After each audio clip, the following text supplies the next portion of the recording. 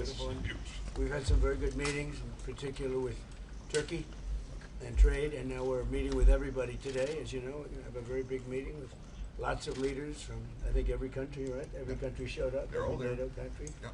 Plus, we have a couple that aren't in NATO that would like to be in NATO, I guess. But it's been very successful. It's been a fantastic meeting. So I'll be having a news conference after we're finished today at about 4:30, 5 o'clock. And I assume most of you will attend. But a lot of things have been determined, and some things haven't, frankly. We attacked very powerfully last night the very dangerous people from Iran. They're sick. There's something wrong with them. We said, go and do your funeral stuff. And instead of that, they start shooting rockets at ships yesterday. And so we hit them very hard last night, very hard. I would say 20 to 1, 20 times tougher. And I told them, every time you hit, we hit. And of course, they're dirty players, so they go after everyone, probably including me. I've been number one on their list for years. And they're a bunch of scum, you want to know the truth. They're scum. And so we don't like them. I don't like them. And they're evil people, and it's the denuclearization of Iran. And we're going to denuke it. We're not going to let them because they're crazy, and they can't have a nuclear weapon. And they go around killing people. They've killed thousands and thousands of our soldiers. They've killed hundreds of thousands of innocent people. They had the roadside bomb, Soleimani. I took care of him, first term. And that was a big thing, because I think it probably would be a lot stronger had he been around, because he was a bad guy, but he was an evil genius, but a bad guy. And he was the father of the roadside bomb. The roadside bomb is a bomb that goes on when you're driving your little vehicle around, and it goes on and you have no legs, no arms, and no face. And they've killed thousands and thousands of people. Even the SS Cole was theirs. You remember that disaster. So I don't like them at all. And frankly, I think we waste a lot of time with them. I think we should just do our business. Can you imagine? They start shooting bombs, actually missiles at ships yesterday. Saudi Arabia, Kuwait, a couple of others. And they don't know. I don't think they know what the hell they're doing. But they're bad people, very bad people. I think they're incompetent, by the way. Because if they were competent, they would have made a deal a long time ago. Like, how about 47 years ago? So they've been in trouble for 47 years, and we took out their first set of leaders. We took out their second set of leaders. They want to take out the U.S. leader, me. I'm on every list. I saw a thing this morning. I'm on every single one of their lists. And so far, I guess I've been a little bit lucky, but that maybe doesn't last very long, because that's the way it goes. But we have great people. But these are evil, sick people, and we have to rid their cancer. Their cancer. And you know what you do? You got to cut out cancer early. Man, that's the way I feel. And I want to thank Mark. He's been a great Secretary General of NATO. I'm not happy with NATO because of what they did with Greenland. And I'm not happy with NATO because of the fact that they didn't want to help us with the #1 state sponsor of terror. That's Iran. They were unwilling to help us. Now, in all fairness, I didn't speak to Mark about it. I think if I did, it might have been different. But we didn't need help.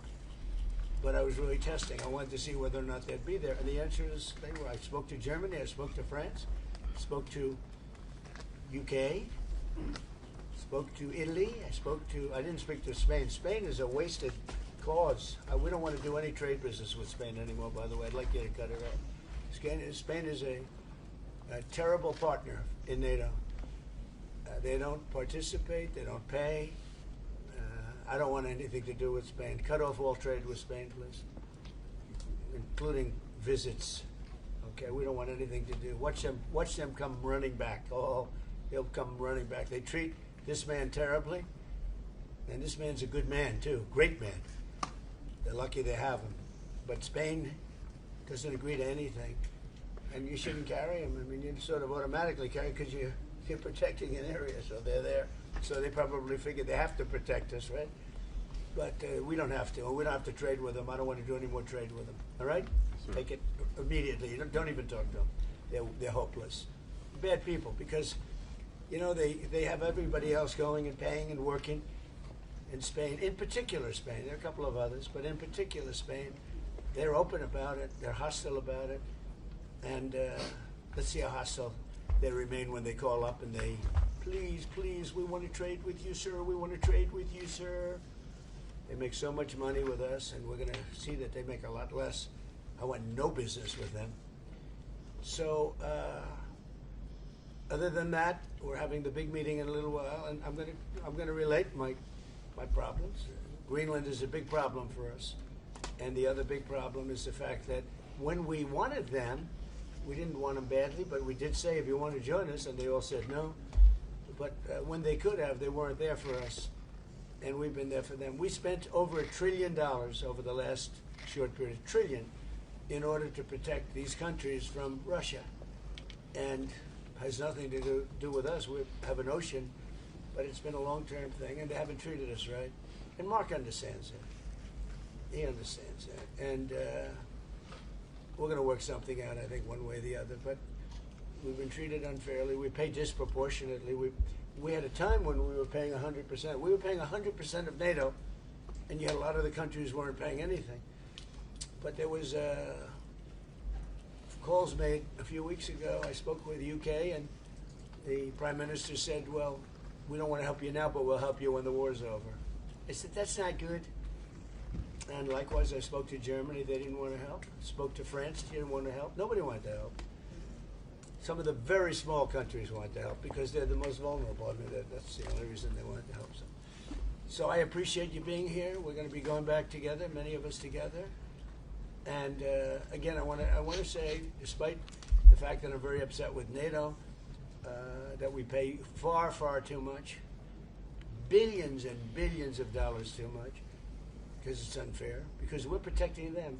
So we protect them, but they're not there for us. Think of it. Doesn't work. But I want to say this is a great leader. They're lucky they have him. It's their biggest asset, you want to know the truth. So, Mark, would you say a few words? Absolutely, and thank you so much, Mr. President, dear Donald. Let me start with Iran. We discussed it last night at the Presidential Palace. I think what you did, degrading the nuclear capability, crucial for Israel, the region, for Europe, degrading the ballistic missile capability of Iran, crucial for Israel, for the region, for you, for the whole world. And then trying to bring this to a peaceful end. They attacking ships yesterday. I think what you did last night was absolutely necessary. It was a very strong response, and I'm with you on this. It's really important. When it comes to NATO, what you have achieved, and this is a huge win. And I just want to say this again: the last 2 years, Canada and European NATO nations spending $215 billion more in 2024 and 2025 and 2026 compared to 2024. This is staggering, 258 billion. In the meantime, almost 200,000 jobs in the US being supported by all the investments by countries in the United States in the defense industrial base, buying from the defense industrial base from the US companies. So here you see there is you have been able to really get them to step up, to do this. And when it comes to Iran, I know you're disappointed. We discussed it a couple of weeks ago. I would say these are isolated cases. 5,000 planes taking off from European airports in support of Epic Fury. It was Europe as one big platform of power projection for the United States, helping with Epic Fury, including countries you mentioned, Germany from day one, France, and many others. We discussed the Bucharest airport, which was closed for a couple of days for commercial traffic because you needed it for Epic Fury, and they were totally United fine. Kingdom wouldn't let us use the island for 2 weeks, so we had to fly back. No, so I'm saying you're right. There are isolated and cases. Italy was very bad, having to do with their bases, as you know, and a couple of others. So but still, generally 5,000 is huge. And you mentioned Spain. Even you got Spain to pay 2%. They made a huge step in last year. So there's still issues we have to solve, but hey, also even on Spain, I would say they got to the 2%. And I know you have a very strong relationship with the United Kingdom, the King, but also you personally always with Keir Starmer, who is now leaving office. He has now also committed to spend another $20 billion extra, 15 billion pounds on defense. So I would argue, without you in this chair, this would not have happened. It is, of course, because of Russia, but also because of you. So grab to win, it's there. You did this. It was The Hague, and now they are implementing it. And on Greenland, you and I made a deal in Davos. I will make sure that that deal is step by step being implemented. That you can deploy, if you want, the Golden Dome on Greenland. You have your trilateral talks, Marco is leading them, from your side with the Greenlanders and the Danes. Then it comes to if they would change their constitutional position in the kingdom, etc. But hey, I mean, just so they understand, Greenland is very important for the United States, but it's not important for Denmark. In fact, when Denmark was overrun by the Nazis in less than one day, Hitler beat them out in one day, took over. They asked us to take care of Greenland. In fact, we took Greenland, and then stupidly we gave it back. We shouldn't have given it back to them because we're the ones that need it. We need it for protection of the world, not just the United States. And it's very important. It doesn't help Denmark, but it helps us. And it's very important for us. And again, they were defeated very quickly. Denmark was beaten in one day, less than one day, by the Nazis, by Hitler. And when this happened, they immediately switched it over to us. We owned it. We had it. We were taking care of it, and then we gave it back, which is, I don't know why. I wouldn't have given the Panama Canal back either, you know, so what do I know? I certainly wouldn't have done that because China's trying to take over the Panama Canal, and that's not going to happen. So, but I just, you know, it's interesting. I'm very unhappy with NATO, and yet this man is a great leader, and he gets it. He gets it maybe better than some of the leaders. but also your allies get it, thanks to you, and that is important. Yeah. I could not do this without you. It's too bad Biden didn't do it, or Obama. Hey, but you are here now. Obama. And you and Trump 45 and Trump 47. In total, more than $1.2 trillion. I call this the Trump trillion. No, it's true. $1.2 trillion extra spent by Canada and the And I'm not only blaming NATO. They got a free ride. And not if anymore. Biden had any brain, which he didn't, he would have said, you got to pay more. And same with Obama. Two bad presidents. But they could have asked, and you would have done that too. It would have been, I mean, who knows? But who knows if they would have done it. You made this happen, and it is a huge. It should have happened years ago. And it couldn't. But Obama didn't do it. And Biden didn't do it. And frankly, Bush didn't do it either. But you did what Eisenhower started trying to do, equalizing the He Europeans. tried, yeah. Eisenhower tried. And all the other presidents, none of them were successful. You're the first one. It's your win. Your win in The Hague. That's why I like him. And the win now. That's why I like him. This is true. Without you, this would not have happened. Really, do you have any questions? Mr. President, is the ceasefire over? Is the ceasefire done? Is the MOU dead? It's a very interesting question. To me, I think it's over. I don't want to deal with them anymore. They're scum. You know what scum is? They're scum. They're sick people. They're led by sick people. And they're vicious, violent people. And if they had a nuclear weapon, they'd use it. As far as I'm concerned, it's over. I'll speak to our negotiators. They want to negotiate. They're good people. Steve Witkoff, Jared Kushner. But they have to come back to me. As far as I'm concerned, it's just a waste of time dealing with them. They're liars. We make a deal. And if I make a deal with him, we have a deal. And he goes out, he talks. We make a deal. Everyone's agreed. No nuclear weapon. We make a deal. They go outside, talk to the press. They say, we never even talked about it. There's something wrong with them. They're cuckoo. As far as I'm concerned, it's over. These talks won't resume after we get through the funeral proceedings. Does this mean that talks with Iran will not resume? I don't care. They can talk, but I think they're wasting their time. They're a bunch of lying guys. I do my whole life. That's all I do is deals. My whole life that's how I became president. I guess that's a deal too, right? But I made a lot of money. I had a lot of great success, tremendous success. Everything I did, I was successful. And I deal with these guys, and I say, this is from a different school. They're liars. They're cheats. They're sick people. They've hurt their people. They killed 54,000 people as of now that were protesting. You know, when people say, how come they haven't taken over? They can't take over because they're dead. They killed them. Nobody's going to take over. They have no guns, and the other side has machine guns. And they're killing them. The press doesn't report it. But they're bad people. They're bad people. And frankly, I don't want to waste my time with them. Now, I'll let our wonderful negotiators keep talking if they want, but I don't see it. I don't like these people. You know that? I like him. I like the leaders. I think all of these leaders. Great. And they love I think they didn't treat the United States fairly for many years, but that's okay. But they're sane, rational, good people. Most of them. I don't like a couple of them, to be honest with you. But there are a couple I don't like much. But I like keep that a secret. I like Erdogan. I'll tell you, I like President Erdogan.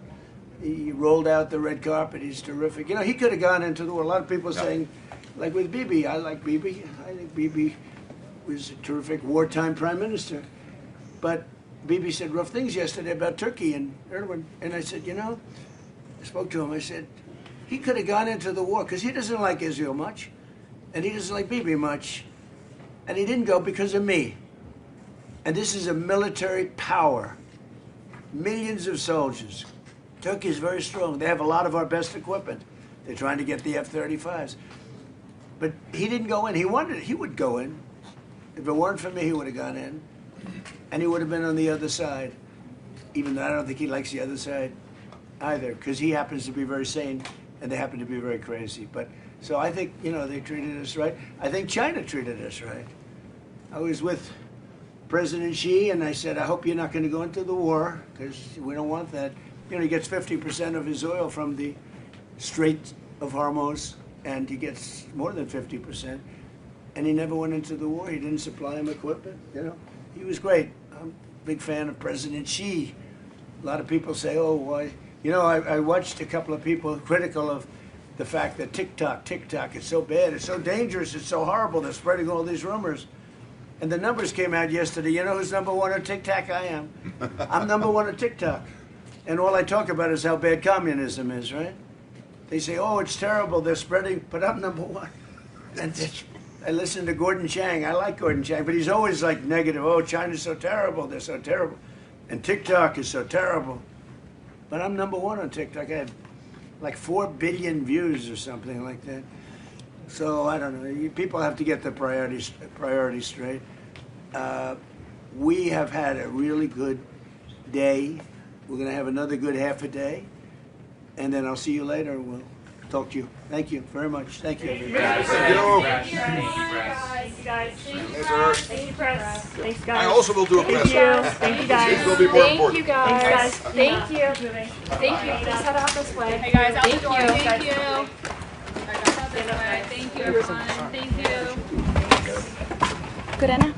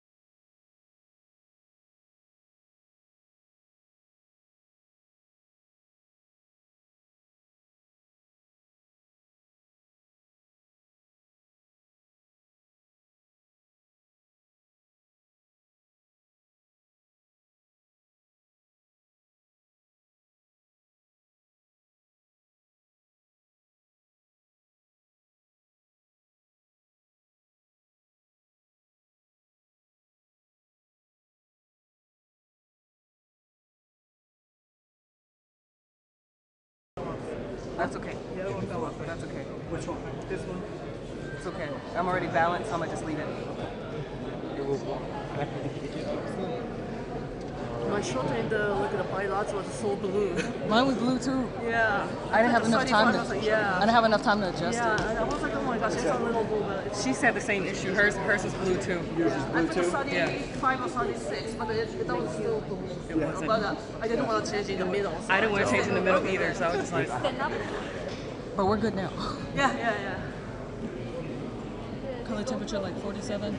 I got the 49. But 40, okay. Yeah, because our head on said the 49. So Yeah, I'm balanced off of that. Yeah. Okay.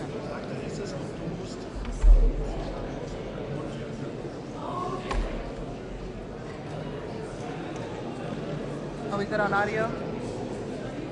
Mr. Fletcher? Good on audio? Yeah. Okay. You got audio, right? Yep, I got Good. You got audio? Yep.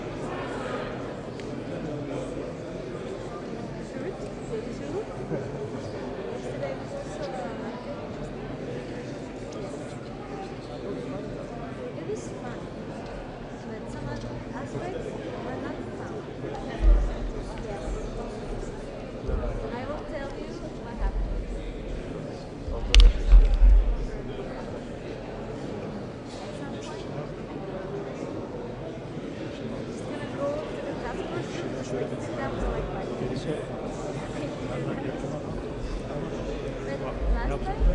for the reception, it was really big.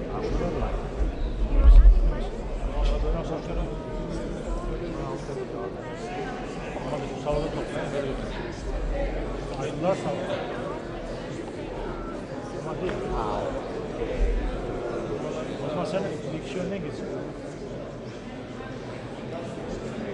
Yok, şimdi demiyorum. Sağ sola değil. Direkt itibaren gideceğim. Sağ tarafa da var. Orada dururuz. Onu diyorum işte. Orada şey var, dışarıda arkadaş var.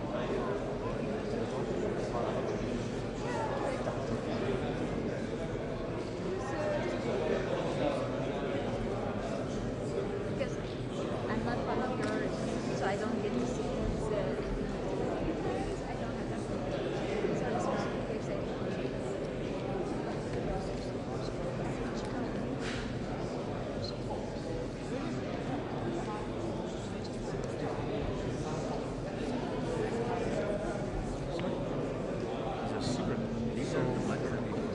I know, almost 1 hour.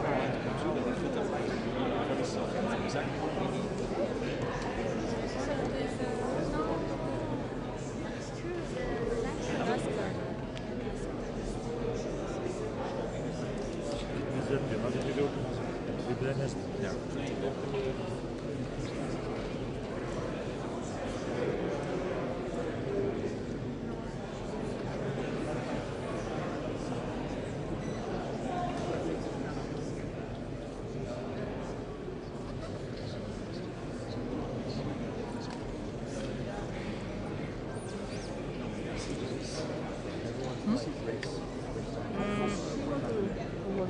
She's kneeling down. In the white jacket.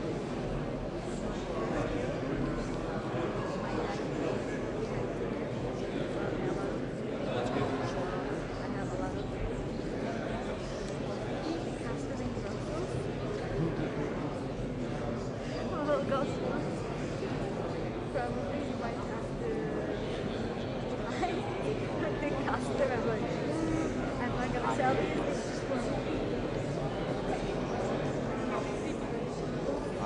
I will say that's so good.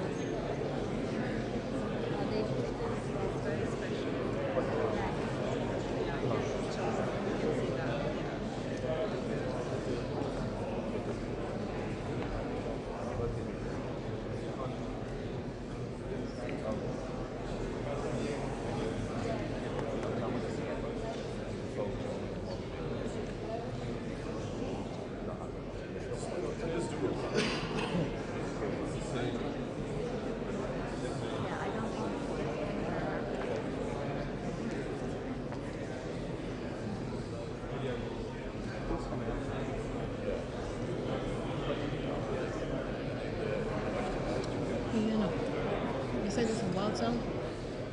What's that? Is this wild sound again? Wild sound. Wild sound. Like, is it just wild sounds from here? Oh.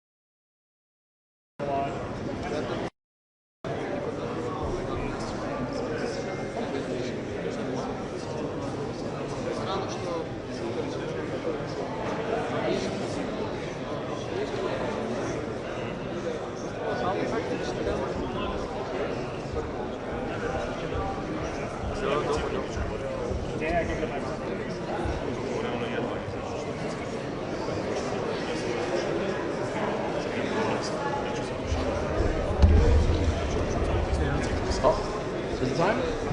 All right. All right, Alex.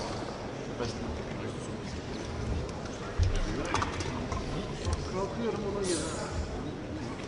Çünkü anda kalktım oturmam lazım.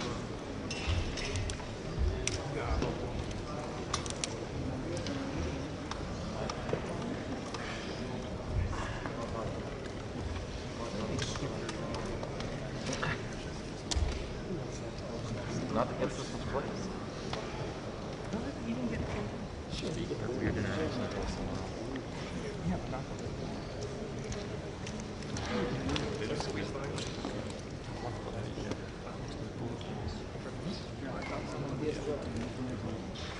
You can pop up, I will slide right beside you. Whatever you need. There you go. It's my camera. No, you're good, you're good. How are you? You're doing hard. Yes, sir. Yes, sir. Thank you. You're good, you're good. Daniel, you okay, buddy? Daniel, you okay? Yeah, he's okay. Anybody's way. Daniel's always okay. Yeah. You all right? Yeah. Oh, yeah. Just take. Yeah. Right. I think Daniel, if you slide more to your left, you're safer. No, I would, but there's a backpack there. Oh, I can. No, it's fine. There you go. There you go. You good? Okay. He's okay. Yeah. He's okay.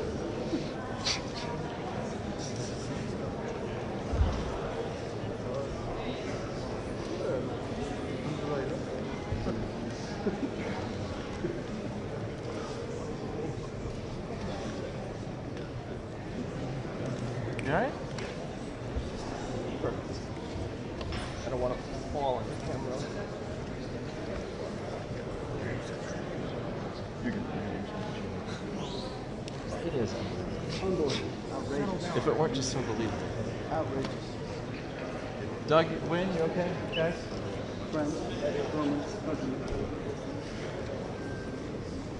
Bart, no social Where is media. Doug? Where does Doug vanish to? He's all the way starboard, or port. He's back. He's gonna come out. He's gonna want to.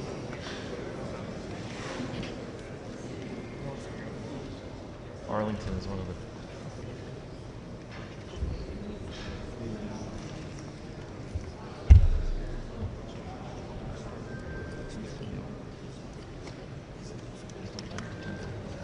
Especially if they're coming out. Hi, Lars. Hi, Lauren. Go back to bed.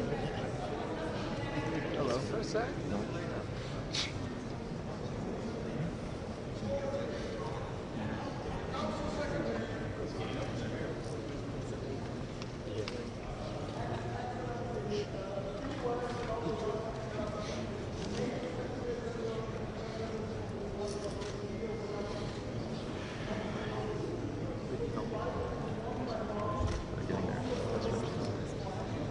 Please go directly to your office. If you don't know which country to visit, please ask. Just ask.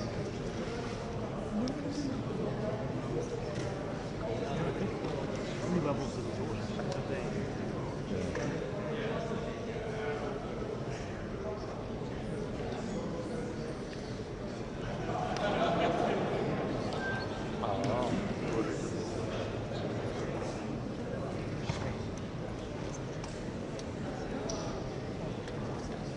I bet they've been asked to leave. You don't stick around. Do you want to know?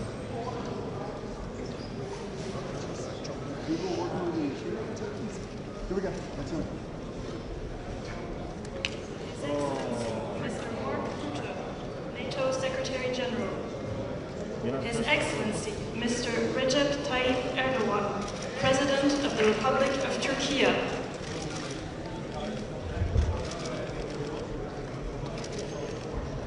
It's going to do us. Morning.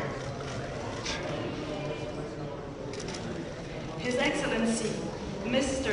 Edi Rama, Prime Minister of the Republic of Albania.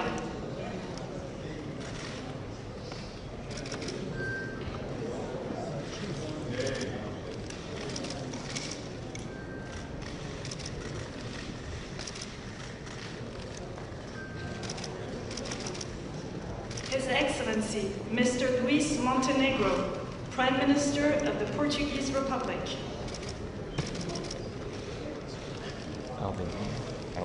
Albania.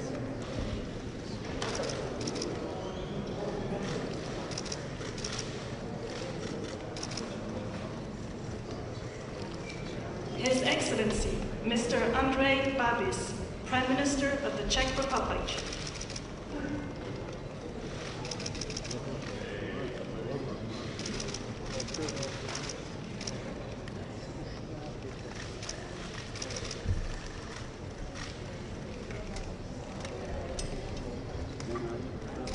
His Excellency, Mr. Peter Pellegrini, President of the Slovak Republic.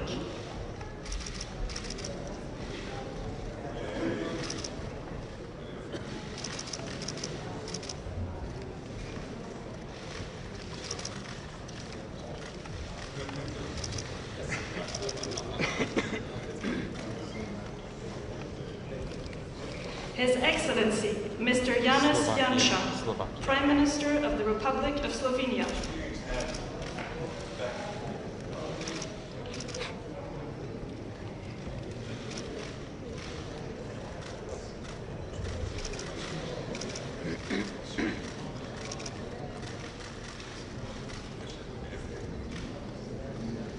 His Excellency, Mr. Ulf Kristersson, Prime Minister of the Kingdom of Sweden.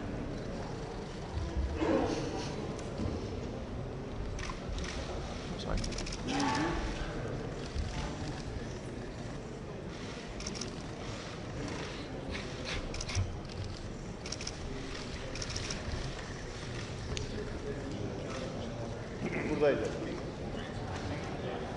His Excellency, Mr. Kyriakos Mitsotakis, Prime Minister of the Hellenic Republic.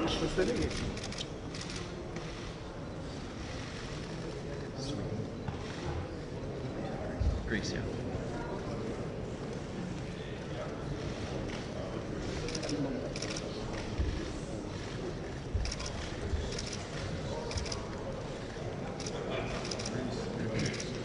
His Excellency, Mr. Nicușor Dan, President of Romania.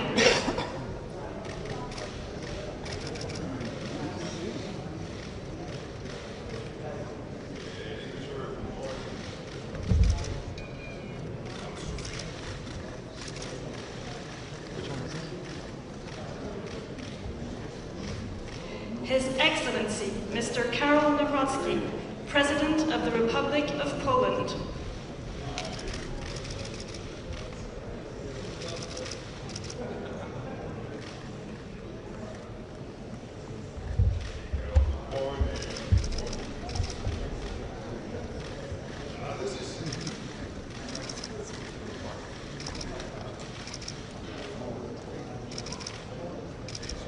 His Excellency Mr. Gitanas Nausėda, President of the Republic of Lithuania. He's sending us to creditors in Poland. I just identified.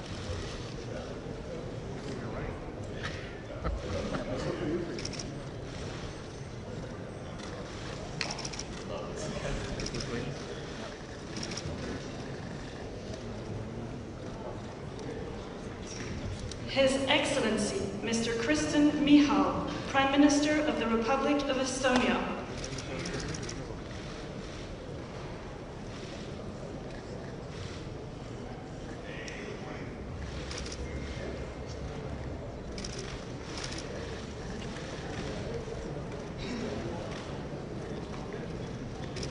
His Excellency Mr. Rob Jetten, Prime Minister of the Kingdom of the Netherlands.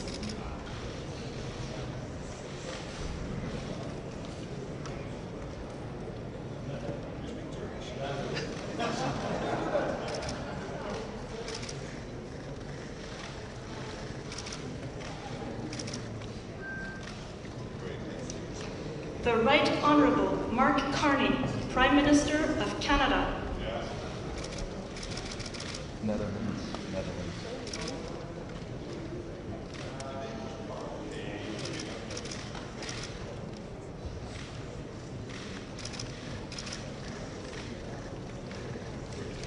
Son Excellence Monsieur Luc Frieden, Premier ministre du Grand-Duché de Luxembourg. Canada.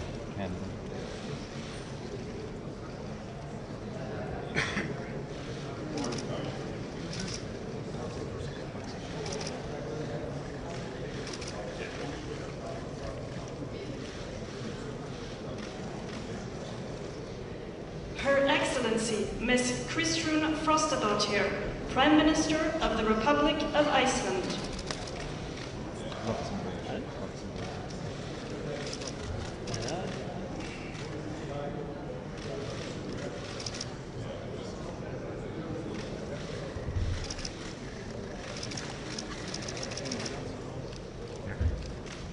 His Excellency Mr. Jonas Gahr Støre, Prime Minister of the Kingdom of Norway.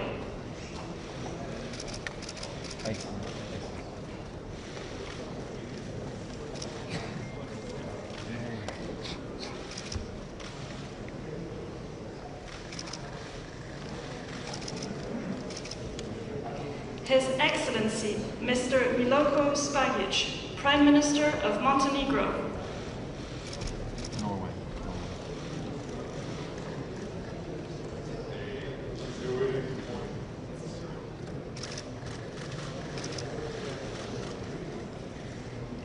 His Excellency Mr. Péter Magyar, Prime Minister of Hungary.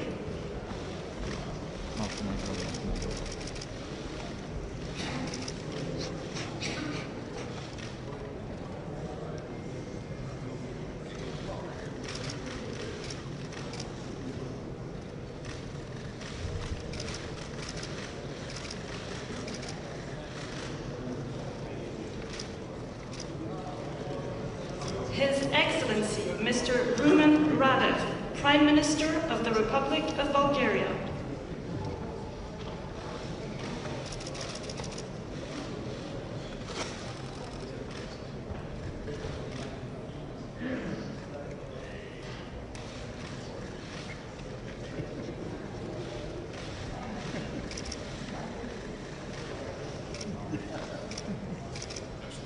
Her Excellency Ms. Gordana Siljanovska-Davkova, President of the Republic of North Macedonia.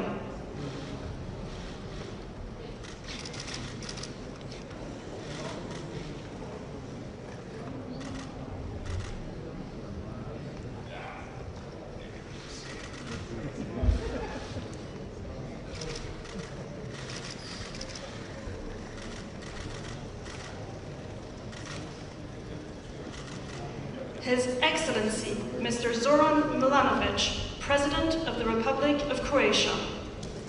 No.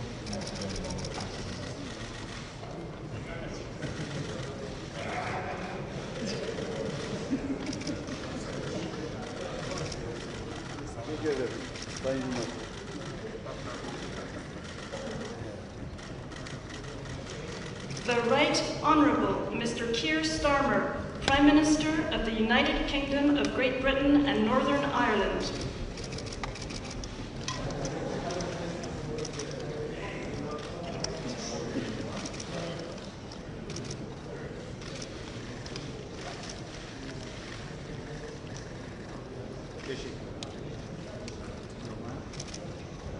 His Excellency, Mr. Bart de Wever, Prime Minister of the Kingdom of Belgium.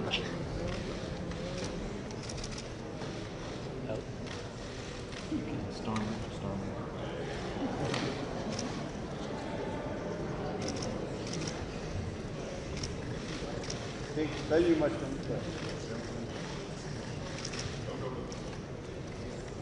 Thank you. His Excellency, Mr. Pedro Sanchez, President of the Government of the Kingdom of Spain.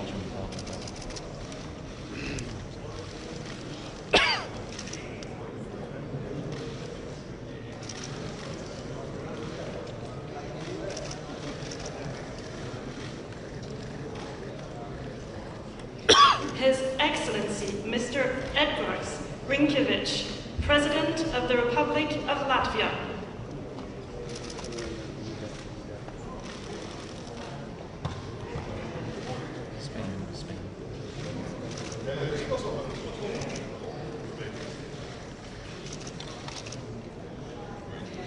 Her Excellency, Ms. Giorgia Meloni, President of the Council of Ministers of the Italian Republic.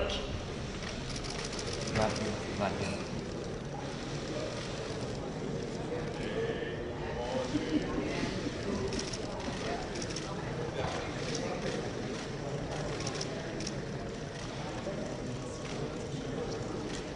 His Excellency, Mr. Friedrich Merz, Chancellor of the Federal Republic of Germany.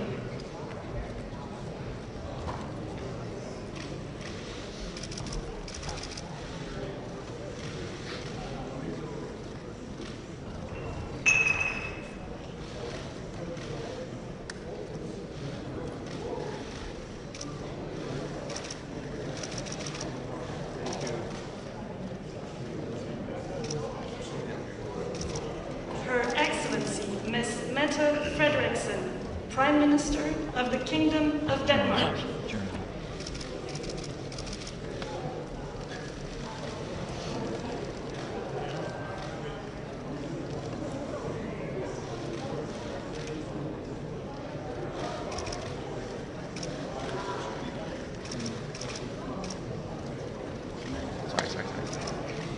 His Excellency, Mr. Alexander Stubb, President of the Republic of Finland.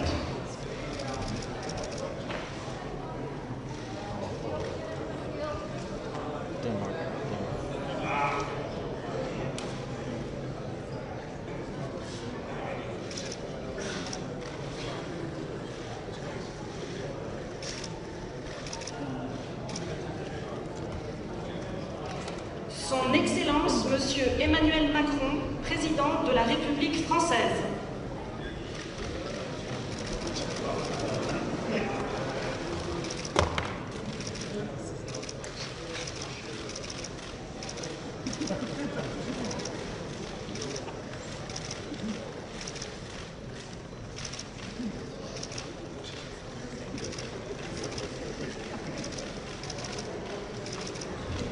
The Honorable Donald Trump, President of the United States of America.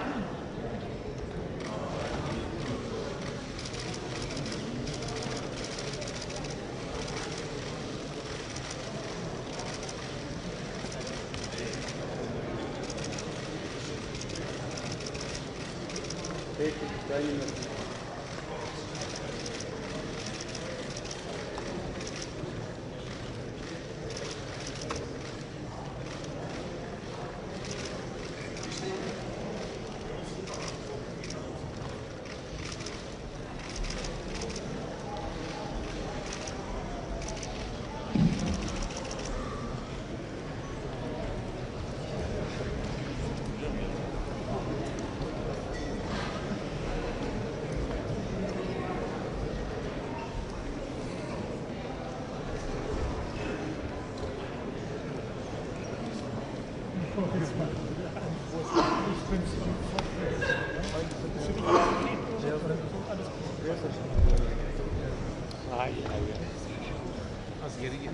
know. My heater's sitting. Nothing's on. Is there anything up there? There's nothing up there. I know. It'll be okay. No problem. I love you.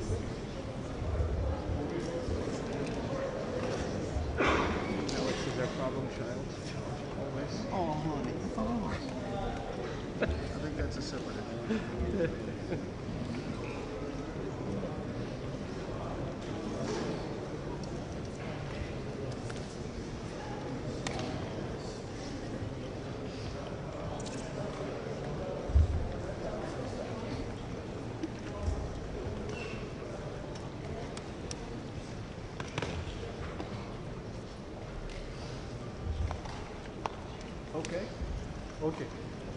Okay. Not possible. İyi şu an. Let's go then.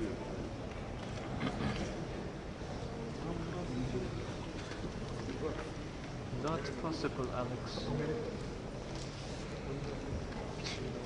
Stefan.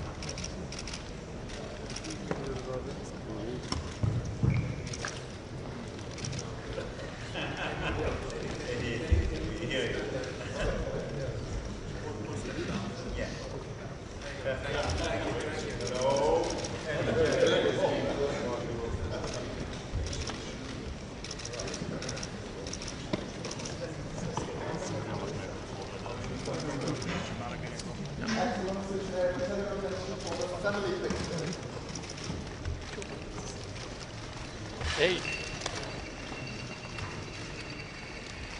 Out.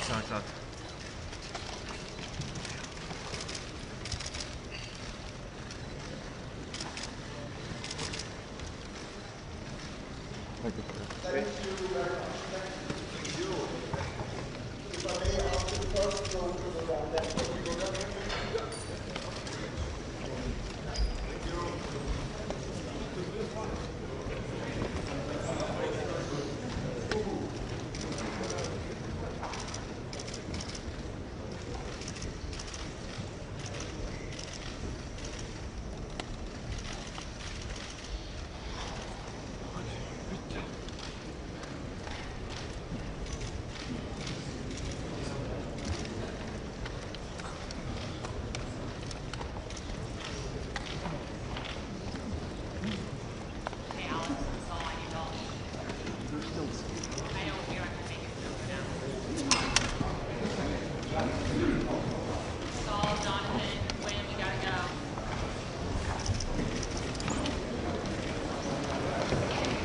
Gözde Hanım. Gözde Hanım. Hadi.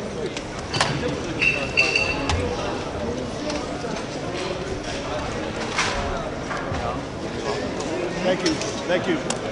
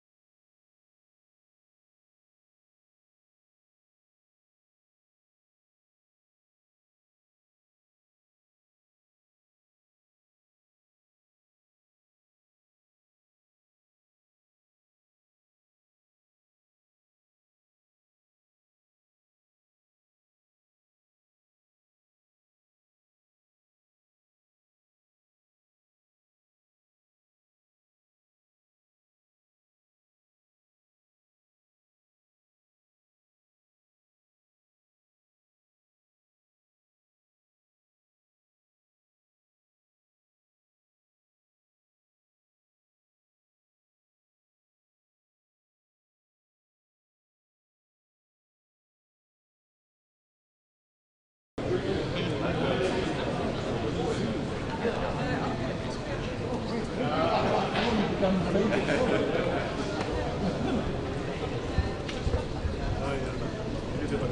stato un desafio al protocollo.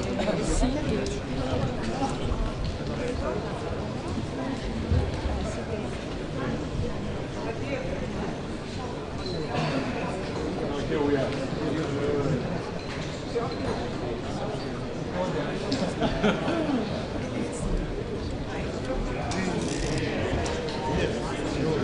Paintball.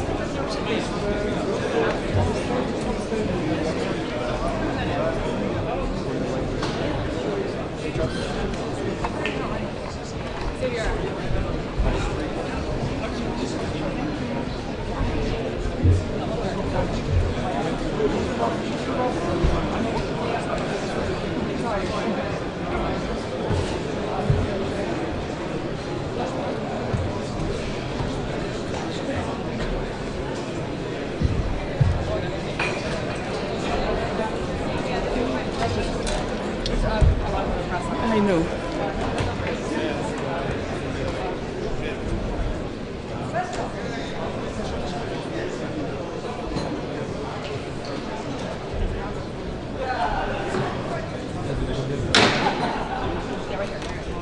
Please take your seats, dear colleagues. And a warm welcome to this summit. And without further ado, it is my honor and pleasure to give the floor to our host, President of the Republic of Turkey. Please, President Erdogan, you have the floor.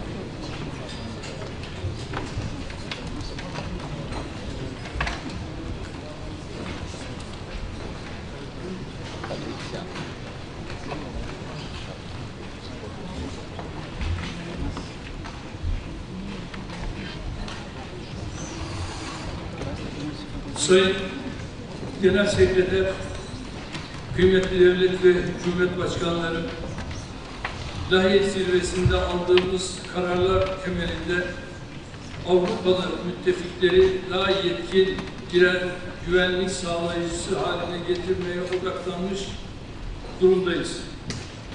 Türkiye olarak 2030 yılından önce savunma harcamalarımızın oranını %3,5 düzeyinde yükseltmek için tedbirlerimizi aldık. Güvenlik ve dayanıklılıkla bağlantılı harcamalarda ise şimdiden %1,5'luk bütçe payına ulaştık. Böylece %5 hedefine Lahey'de belirlenen 2035 yılından 5 sene önce erişmeyi hedefliyoruz. Kuşkusuz ülkemizin asıl başarısı savunma sanayindeki atılımdadır. Üretim ve ihracat kapasitesi itibariyle dünyanın ilk 10 ülkesi arasına girdik. İttifakta bize tahsis edilen 361 yetenek hedefinin neredeyse tamamını 3 yıl içinde taahhüt edilen tarihinde öncesinde karşılamış olacağız. İttifakımızda eksikliği en çok hissedilen hava ve füze savunma kabiliyetlerine çelik kubbe projemizle 24 milyar dolar ilave bütçe ayırdık. Avrupa'daki en büyük kara ordusuna sahip ülke olarak yeteneklerimizi ihtiyaç duyulan aşamada ittifakın hizmetine sunmanın gayretindeyiz. Kosova'da, Karadeniz'de, Baltık'ta ve diğer coğrafyalarda ittifakın harekat, misyon ve tatbikatlarına katkı veren müttefiklerin başında geliyoruz. İHA ve SİHA'ları gerçek muharebe alanlarında başarıyla kullanan bir müttefik olarak tesisini öngördüğümüz insansız sistemlere karşı koyma mükemmeliyet merkezimizi NATO'ya akredite etmeyi temenni ediyoruz. Bu merkezin bilhassa hava ve deniz drone tehditlerine karşı mukabele kabiliyetimizi destekleyeceğine inanıyorum. Değerli misafirler, NATO 3.0 hedefine en kısa zamanda ulaşmamız için şu iki hususa özellikle dikkat çekmek isterim. Birincisi, savunma sanayi başta olmak üzere savunma işbirliğinde müttefikler arasındaki kısıtlamaların kaldırılmasıdır. Savunma sanayi formunda bu mesajın hem endüstri hem hükümet yetkilileri tarafından vurgulanmış olmasını memnuniyetle karşılıyor.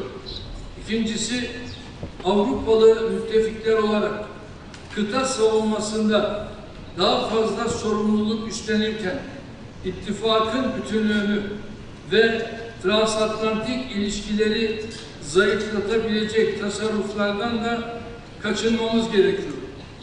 Burada özellikle Avrupa Birliği üyesi müttefiklerimize seslenmek istiyorum. Birliğin güvenlik alanındaki çabalarında azami fayda ancak ve ancak NATO ile gereksiz tekrarlardan kaçınılmasıyla mümkün olabilir.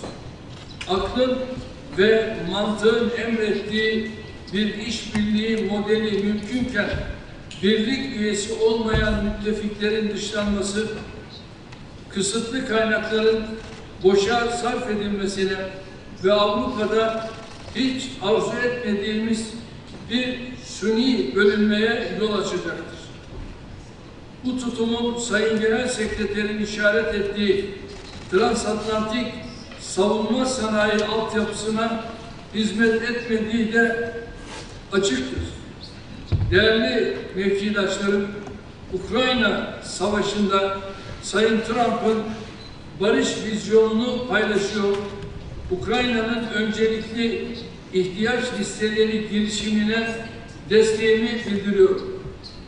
Ukrayna'ya kendi milli envanterimizden sağladığımız askeri desteğe ek olarak QRL erişimi kapsamında katkımızı sürdüreceğiz. Ukrayna'yı desteklerken Rusya'yı da barışa yönlendirecek şekilde iletişim kanallarımızdan istifade ediyoruz.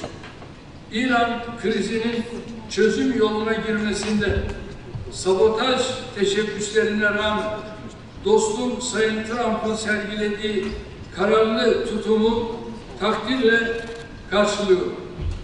Diplomatik çabalarımıza ilave olarak Hürmüz Boğazı'nın mayınlardan temizlenmesi için gerekli katkıyı vermeye hazırız. Bu vesileyle Türkiye'yi hedef alan füzelere karşı NATO unsurları tarafından sağlanan destek için Amerika ve İspanya başta olmak üzere ilave hava savunma bataryaları konuşlandıran Almanya ve İtalya'ya teşekkürlerimizi ifade ediyorum. Konuşmamızı artırmamızın şart olduğuna inandığım İstanbul İşbirliği girişimi mensubu ortaklarımızın bugün bizlerle olmalarını önemsiyorum. Orta Doğu'da kalıcı barış anahtarının iki devletli çözüm olduğunu bir kez daha vurguluyorum.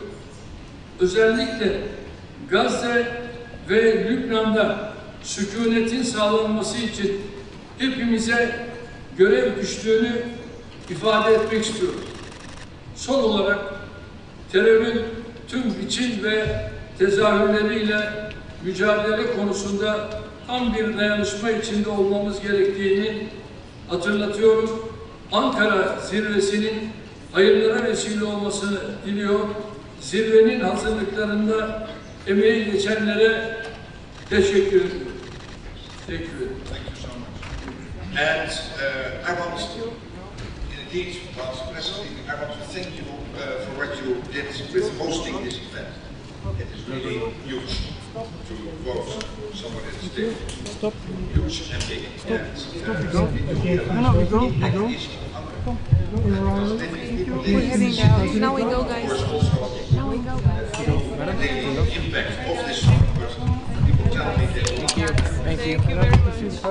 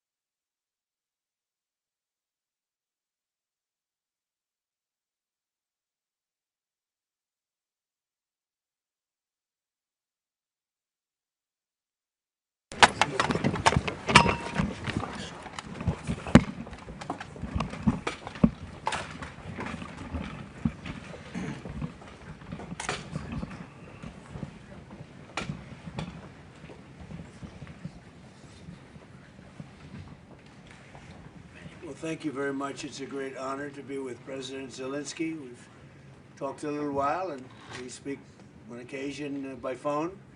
We had a great talk the other day, I think, very positive. And I think we have some very good stories to tell, what's going on. He wants to see a settlement, and I think President Putin wants to see a settlement. And usually that means a settlement, but who knows, this is a tough one. But I just, we just had our NATO meeting, and it was a great meeting. You probably heard it was a great meeting. There was a lot of love in that room, a lot of unity. And I don't think it could have been, Marco, what do you think? It couldn't have gone much better. Do you have a feeling as to what you just saw? Very positive. A lot of unity, strength in that unity. Yeah, really good. Scott, what do you think? Yes, sir. All the Europeans, they attributed you to saving NATO, and they want to do what they're supposed to do and do the right thing. Yeah, there was something very special. And I will say that what they've done with Turkey and President Erdogan has been a friend of mine. He's been a friend of mine for a long time. Strong man, good man, and he's done a fantastic job. Every road, everything's perfect. He's from the airport to the destination, everything's been perfect. So we had a really good meeting, and we thought this would be a good time for President Zelensky and I to meet, and we'll see what we can do. But we've actually developed a good relationship. It's hard to believe, right? From the Oval Office to now, I think we've developed a very good relationship. And this is not the end. No, this is not. This is going to be the beginning, maybe. Yeah. Just the beginning. And you know, the country has a lot of future. It has such great land, such great assets, such great people. And you have a lot of people. I was with a group in Poland, and you have a lot of people in Poland, and which is a terrific country with a really great president. I happen to endorse him, and he's doing a very good job. And they were saying they love Poland, but they really want to go back. You know, you're going to get a lot of people back when this is over. They left some, and they're all. I think they're going to come back. A big percentage are going to come back. So have a good talk, and we're going to see how it all goes. And Mr. President, would you like to say something? Thanks so much, Mr. President. Thank you very much for this meeting, and we are very thankful, as always, to your support, American support, bipartisan support. Thanks for the invitation to this summit, and I think that I agree with you. We have a lot what to discuss and what to speak about, and of course we are thankful for the Pearl program, and we want to share with you some details what we want to raise during our meeting. Air defense is the priority. The second point, or maybe the first, about negotiations. I think, yes, we understand what to do. It's our estimation what to do, how to bring this, and I hope that you will do. I'm sure that you will do everything to stop this war. Yeah, and I'm very happy that our side began to work on drone deal, and it's a very good beginning, and I hope that today I will have possibility to also to discuss with you some very important details. Thank you so much. Well, we've settled a lot of wars, and this one is the one that I thought maybe would be the easiest. But Putin's a difficult character, and this guy's a difficult character. It's not the easiest thing, and there's a lot of commitment, and there's a lot of love of the countries and everything else. But I think we've made a lot of progress in the last couple of weeks, and we'll see how it all goes. So, do you have any questions? President Trump, sir. President Trump. With the Iran ceasefire possibly over, can we expect the resumption of full-scale hostilities? They are behaving very badly, as they have for 47 years. And, you know, we hit them hard last night after they launched a couple of, you don't have to know about this, you got stuff on your mind, but they launched a couple of drones and one rocket, one missile, and at ships, because they were in the strait, which they have every right to be. And so we hit them very hard last night, very, very hard. Probably hit them hard again tonight. I'll give them a little warning, we're going to hit them hard tonight. But we'll see how it all works out. No, I'm not happy with them. You know, it's like For instance, we'll have a meeting and we'll talk about the denuclearization of Iran, because that's what the war is. It's not a war, it's really the denuclearization of Iran. And we'll have a meeting and we'll talk about just that. That's because my whole thing is not about regime change. It's not about, although I think it's regime change when you knock out the first group, the second group, and now you're the, I think that's maybe the ultimate regime change, but that's not what it's about. It's about, we don't want them to have nuclear weapons, and it's denuking or denuclearization, and I think we've made a lot of progress, and they'll get out of the room. We'll talk about it like we're here. They'll agree on everything, and then they'll go and have a news conference and say we never even talked about it. They're cuckoo. There's something wrong with these people. And for 47 years, they've been the bully of the Middle East, and they're not the bully anymore.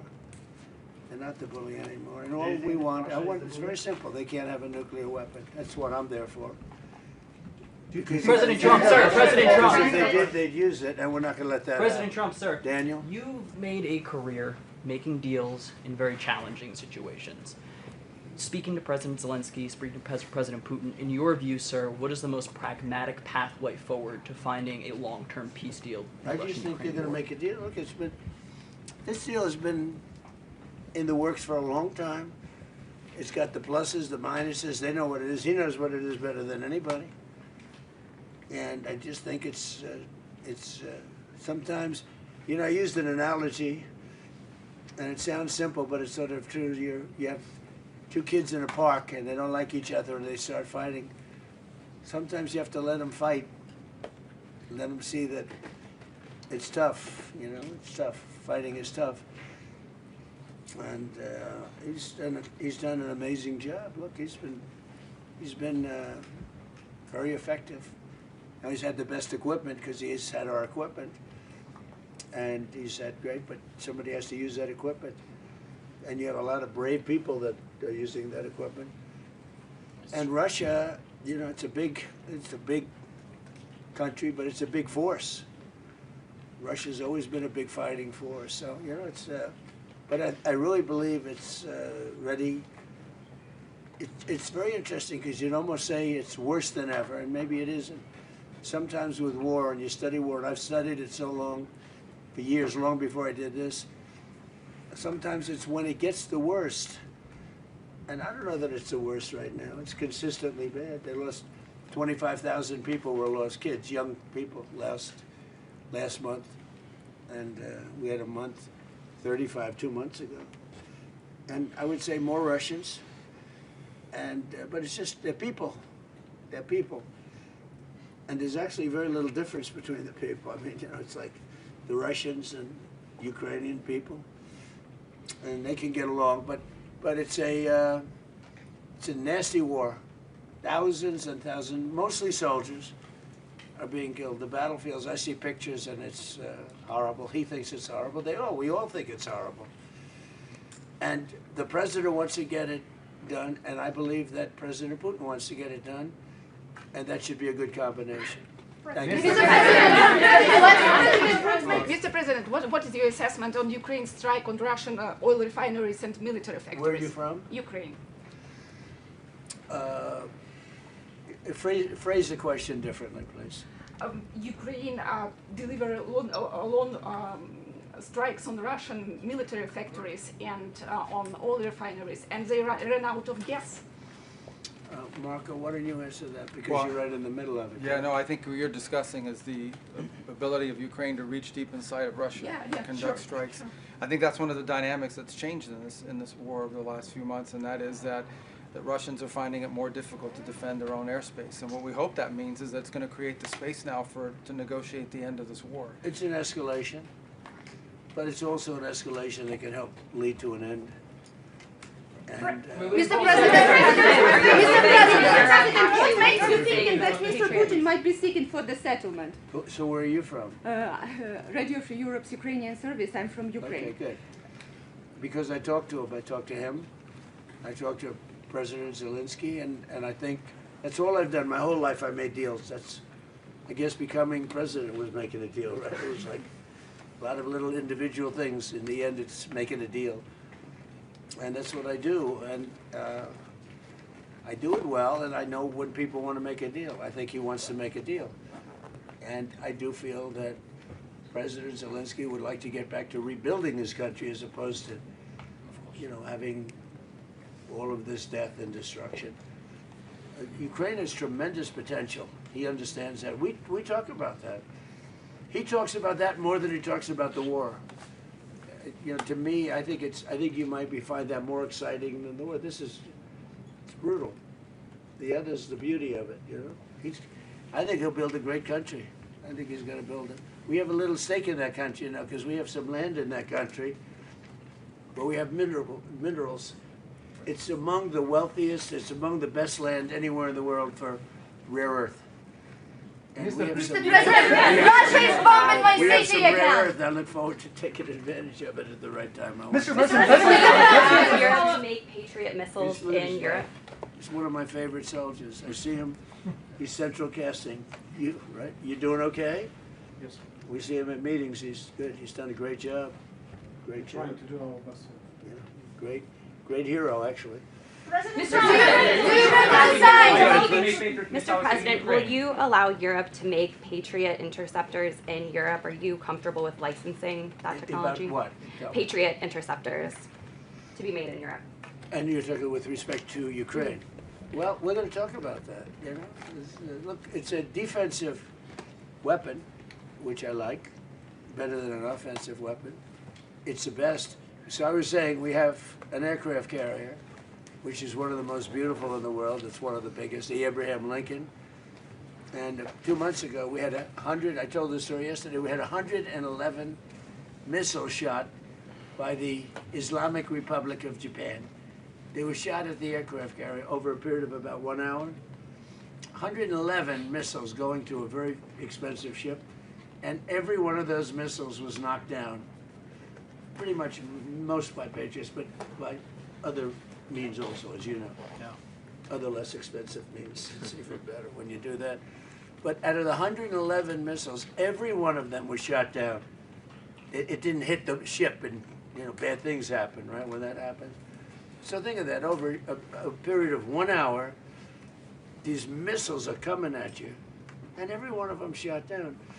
So I think one of the things we're going to be talking about is, as you know, the companies, we have great power over the companies. Those companies that make the Patriot and make all of the great stuff, the Tomahawks, all of the great stuff. We have the best stuff. Many things. The Patriot's great, but we have many, many great things. You see that with Venezuela. You see it with Iran. Look, Iran has been wiped out. Iran, their Navy's gone, their Air Force is gone, everything's gone. But one of the things I think we're going to be talking about today, a little birdie told me this, about the fact that we'll give them the right to make Patriots. We'll show them how to do it. It's very complex, actually, but you'll figure out the complexity quickly. And we're talking about that, and the company that makes them, which is building now 4 plants, all of our companies will be able to do this in 2 to 3 months. If you order a Patriot, now you have to wait a long time for them. Same thing with Tomahawks. We have a lot of certain equipment, but they call it the elite equipment, and you don't need elite equipment necessarily for a war. But so one of the things we're going to be talking about is we're going to give a license to you to make Patriots. That's pretty cool, right? This way you can't complain that we're not giving them enough. I say make them yourself. We haven't informed the company of that yet, but that'll work out all right. I'm sure they'll be thrilled. But they'll be able to do it. You'll be able to figure that out. Most countries couldn't do that. Yeah. If I said that to most countries, they wouldn't know what I'm talking about. But this is a very ingenious group. And what I like about that, it's a defensive situation as opposed to an offensive. But I think one of the things you might want to be talking about is that. That's what I heard. Little birdie told me that. President, on Iran, can you clarify, does the end of the ceasefire mean that we are back to a full-scale military conflict? Look, they violate the agreement every day. They lie, they cheat, they kill people. They've been killing people for 47 years. They knocked out the SS Cole. We lost, 200 people more. That was a long time ago. For 47 years, no president did anything about that. Well, Obama actually gave them vast amounts of money. you'd like this. He gave them a plane load of money, $1.7 billion in green cash. They loaded up a Boeing 757. Remember the old 750? It was a beautiful plane loaded up with cash. They took all the seats out, and they took all of the cash from Virginia, Maryland, and D.C. banks. They had no money. They took every ounce of cash, put it in, flew it to Iran, and gave them the money. I wonder what these guys thought of when the door opened and cash fell out of this big plane, beautiful plane. And then on top of that, they gave them billions and billions of dollars. And by the way, they gave it to the wrong country, frankly. You want to know the truth. And it began. That was pretty much the Obama deal. That was one of the worst tragedies that happened. That's what happened in the Middle East. That deal set back that whole situation. They went with, frankly, they picked the wrong country. They picked the wrong country.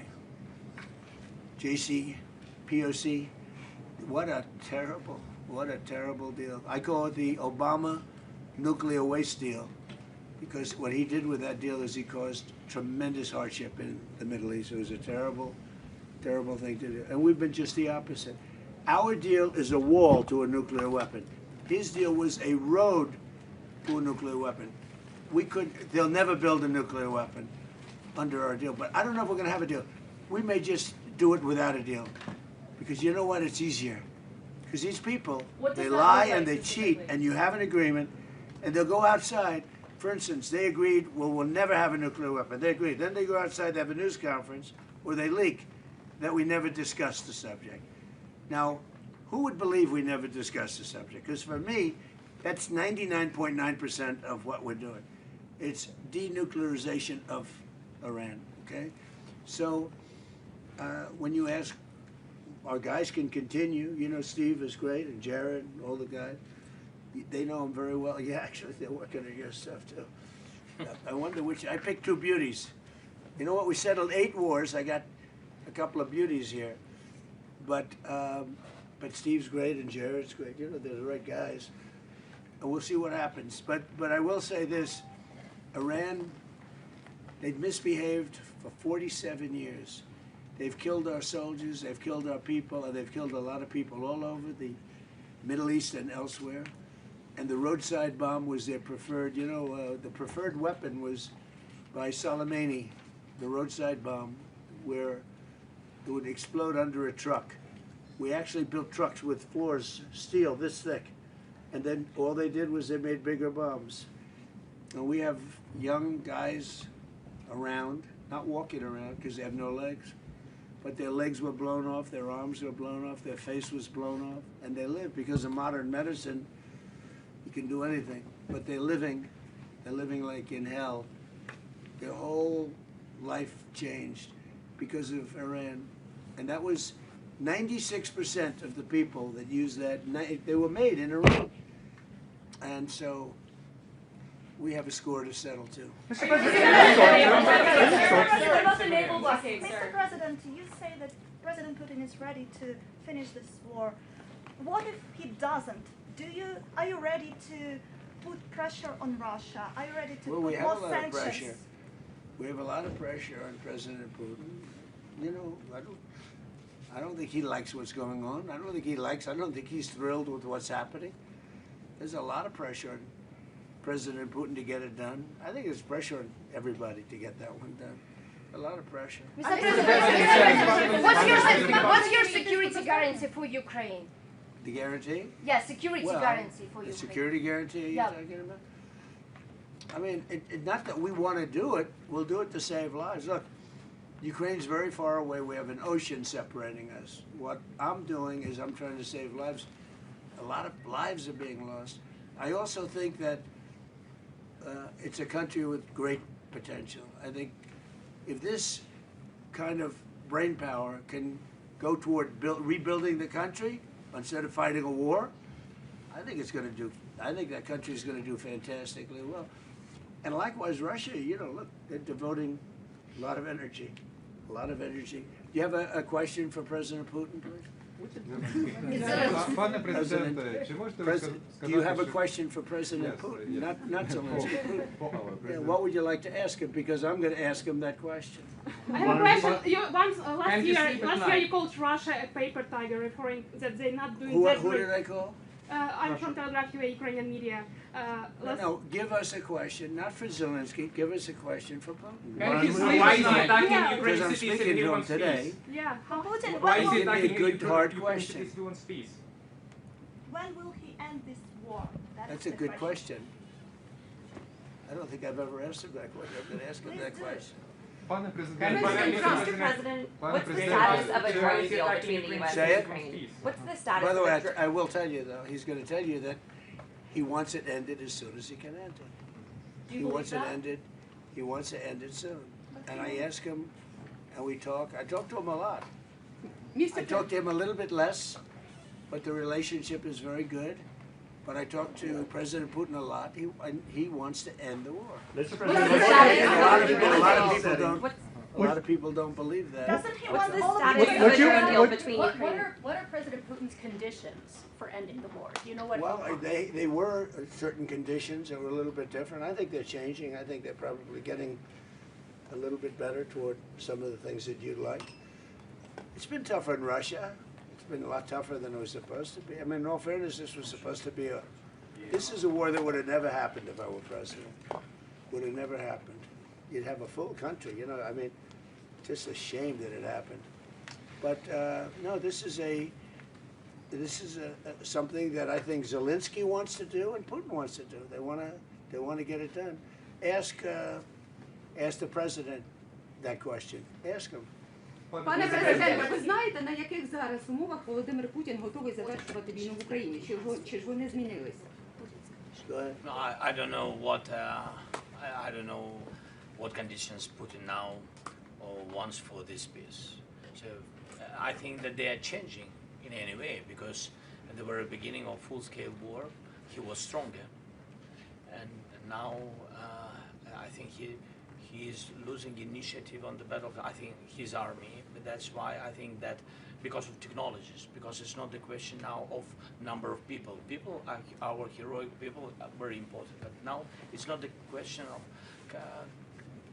of only number of people. First of all, people and technologies. People with technologies. Now I think that we have better steps, technological steps further than Russia. Maybe quicker, because you know that they produce a lot of different things, which are tough, strong against us, but we are quicker, and that's why I think that now initiative moved to our hands, not totally, but moved. We are trying to move this war to the sky from the battlefield. That's why we now begin to control the battlefield. This is very important. It's difficult when you have less people to move them back, but we found another way how to do it, to cut their logistic for their army. It's about weapon, petrol, diesel, without massive human losses. That is the difference between us, by the way. Russia is, He's got a lot of support. I just left a room with, where they have, mostly European, you have Canada, but mostly European countries. And they have great support for Ukraine.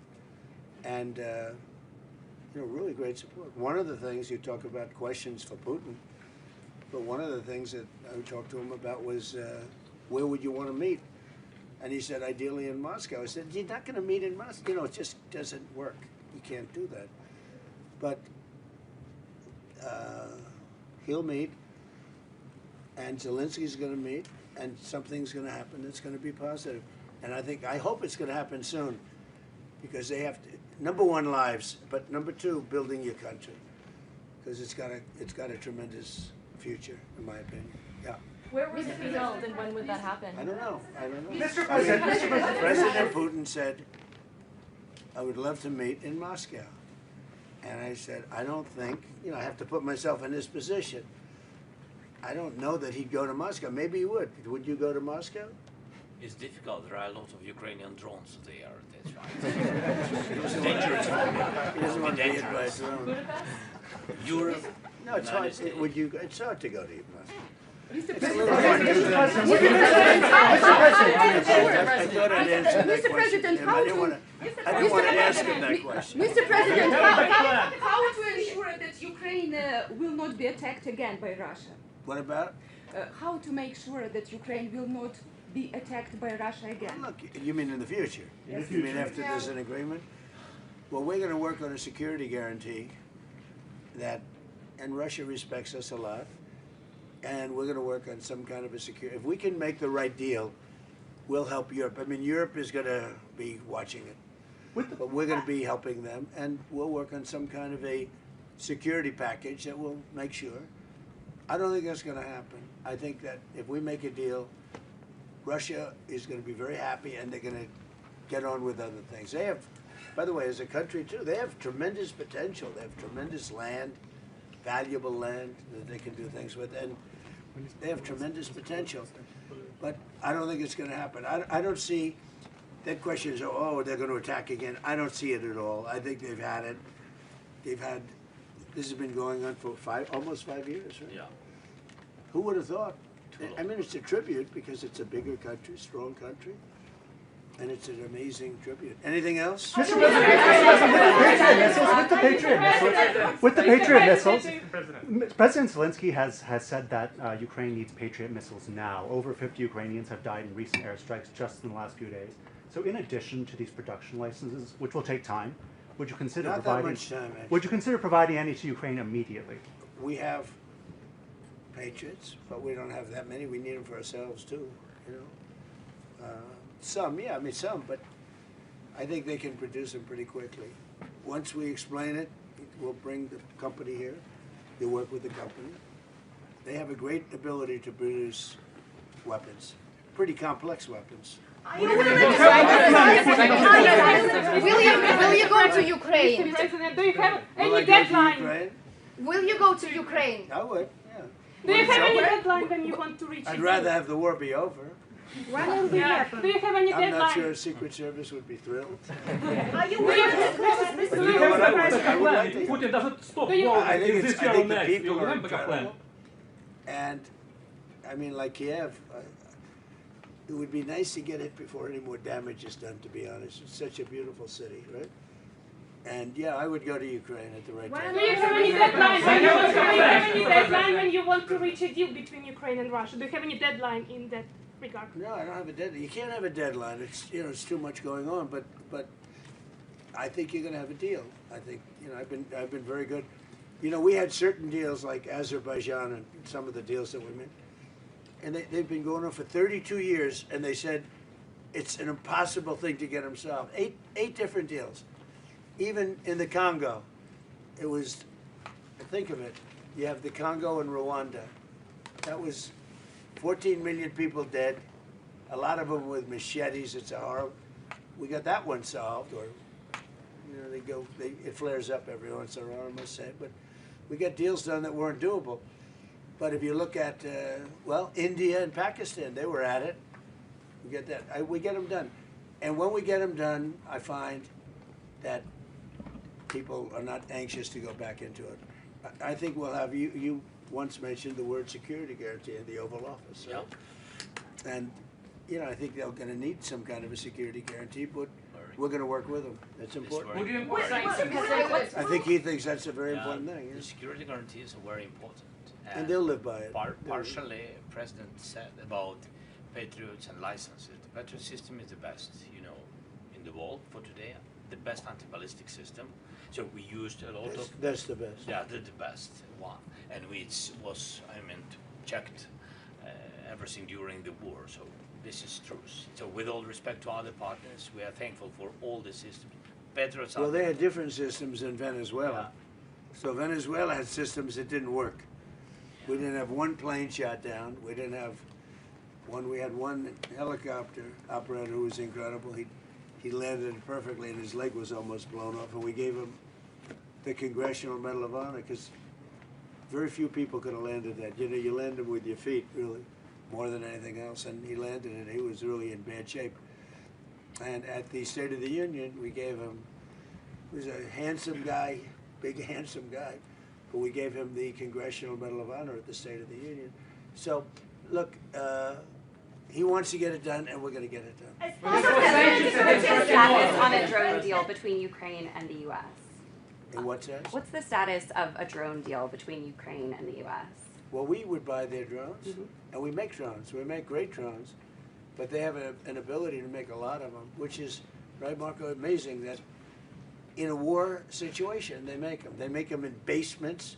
They make them wherever the hell you have a little shelter, even if you don't have shelter, I suspect, right? It's an amazing ability. Very few.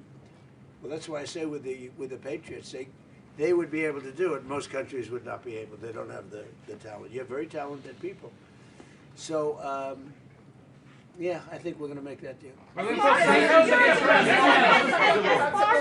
know, if we made that deal, we'd have great protection. I love the protection. Think if you had a lot of Patriots, you'd never be hit. As an example, in Kiev, where they get hit with missiles, those missiles, like what I said about the Abraham Lincoln, the missiles would be shot down. Yeah.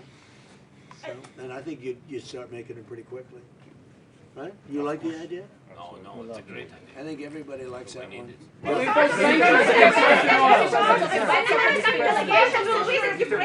As part of security guarantees, are you ready to close the skies in case Russia attacks again? Close what? To close the skies over Ukraine in case Russia. It's been as a part of security guarantees, are you ready to impose a no-fly? If it's necessary, yeah. I mean, look, I tell you, when we have a deal, we're going to have a deal. Security guarantee or no security guarantee. If we have a deal, we're going to have a deal. We're not going to have to worry about what you're saying. We're going to have a deal. I think if we come to a solution, which I think we will, we're going to have a deal. Now, we want to make sure the deal sticks. Some people don't think it will. I think it will. I'm sure it will. I'm not sure it will with Iran. If we make a deal with Iran, I'm not sure that will stick. May I ask you, what does your... Because I found them to be very dishonorable people. Yeah. Are you going to reimpose the naval blockade? I don't find that with him, and I mean, I don't want to upset him, but everything I've done with President Putin has been okay. It's been good. He's going to say, oh, but I would expect you to say that, but that's good. I don't think anything's going to be broken, and we're going to do a security guarantee in case it is. But with Iran, 47 years, this should have been done by another president a long time ago, or somebody else, another country. But they got stronger and stronger, and now they're weak. Are you going to reimpose the naval don't blockade forget, on Iranian knocked out ports? 159 ships in 1 week. That's good even for you, right? 159. Their entire navy is at the bottom of the sea. And now they have little boats, little tiny boats that go around. And we knocked about 28 of them out last night with the same weapon we use for the drug people. You know, drugs are down, by the way, drugs by sea are down 97%. Meaning nobody wants to get into those boats and take drugs into, they're down 97%. And we're using the same thing for the mine boats. You know, they like to drop mines in. And we hit a lot of them last night, like 28. We knocked out 28 boats last night, little ones. That's all they have is little ones. Are you going to try to take out more tonight? Will we go tonight? You know, normally I wouldn't tell you. I wouldn't tell you, but you know what? There's not a thing they can do about it. So the answer is probably. President Trump. Trump. Terrible military strategy. He just said he's going tonight. Yeah. President They deserve it.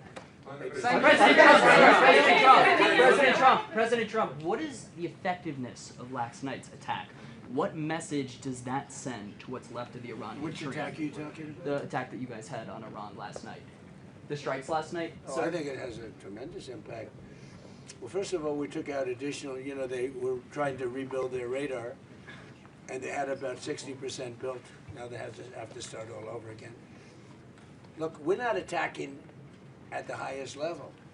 The highest level are the bridges,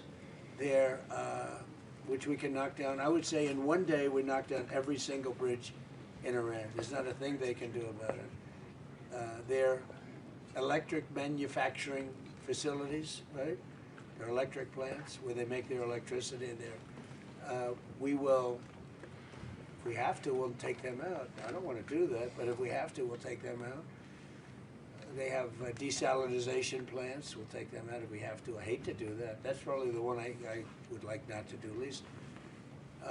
We attacked Cargill Island last night. We knocked out a piece. I said, don't touch the oil, because maybe we'll take over Cargill Island.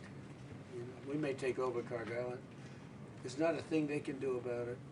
But I said, don't hit the pipes. Just hit everything else. And they hit it. They may hit it again tonight.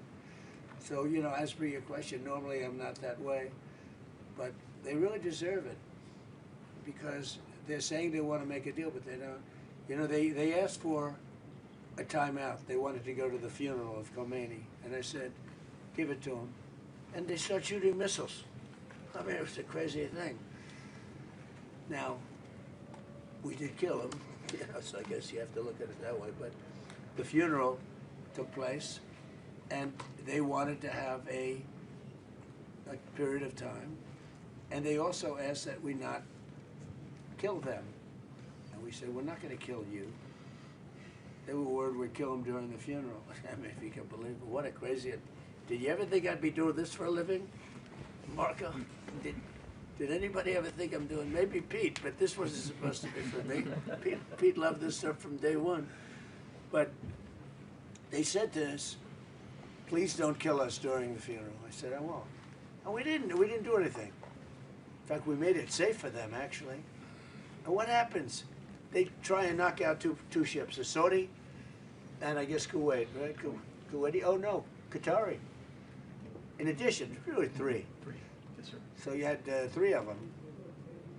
And it just, I don't know. I just don't know with them. A lot of people say they're very dishonorable people, and they can't keep a deal, so we'll see. Now, as to whether or not Steve Witkoff, Jared, and JD and everybody working on that will talk, I guess they can talk, but I'm not seeing it with them, with the people. My whole life is deals, I don't see it. I don't see it with them. Well, and there may be a big attack, and it'll knock out a lot of stuff. We don't knock out nothing, we knock out a lot. Pete, do you want to tell them about last night? Yes, sir. Last night, as you said, a lot of small craft that they were trying to harass shipping with, so that was a big part of what we targeted. Underground facilities where they were storing drones or missiles, coastal defense sites, radar sites, surveillance sites, anything used to harass shipping in the Strait of Hormuz. So anything they thought they had rebuilt or capability they were using was a target last night. And tonight, if we need to, on your order, Mr. President, we will hit even more and even deeper, because that's the consequence. And we may put down the blockade. We may put it back, the blockade. And it'll only be a blockade for Iran. Anybody else can have whatever they want. Now, of course, they'll drop some mines if they can, if they can do it. But it's hard because we're taking out those little boats now with the same weapon we used to take out the drug lords and the boats coming in by sea. Think of it, 97%. For years, we had fentanyl and all the other drugs coming in from different countries, including Venezuela. And it was, they'd arrest them, they'd bring them to a court, they'd be released, and they'd be back on another boat the next. 97%. What was done in the past had no impact. 97% drugs down coming in by sea. And now we're going to start doing it by land. The land is easier when we had to do sea first. And nobody, I think the 3% of the people that still do that, I think they're the bravest people in the world. We should probably give them a medal for bravery. Because and we're using the same exact missile to take out the mine drop. They call them mine droppers. But we have mine sweepers. And one of the things that came up today is that European nations, the NATO group, they're sending mine sweepers. We don't need them now. We have pretty much the mines that cleared up, but they'll probably drop some more. They're evil people. They're sick people. They're mentally disturbed people. And it should have been done 47 years ago. Thank you, everybody. Thank you, guys. Thank you, guys. Thank you. This way, please. Thank you, guys. Thank you, guys. Keep moving. Thank you. Thank you. Thank you. Thank you, guys. Stay lined up, Ryan.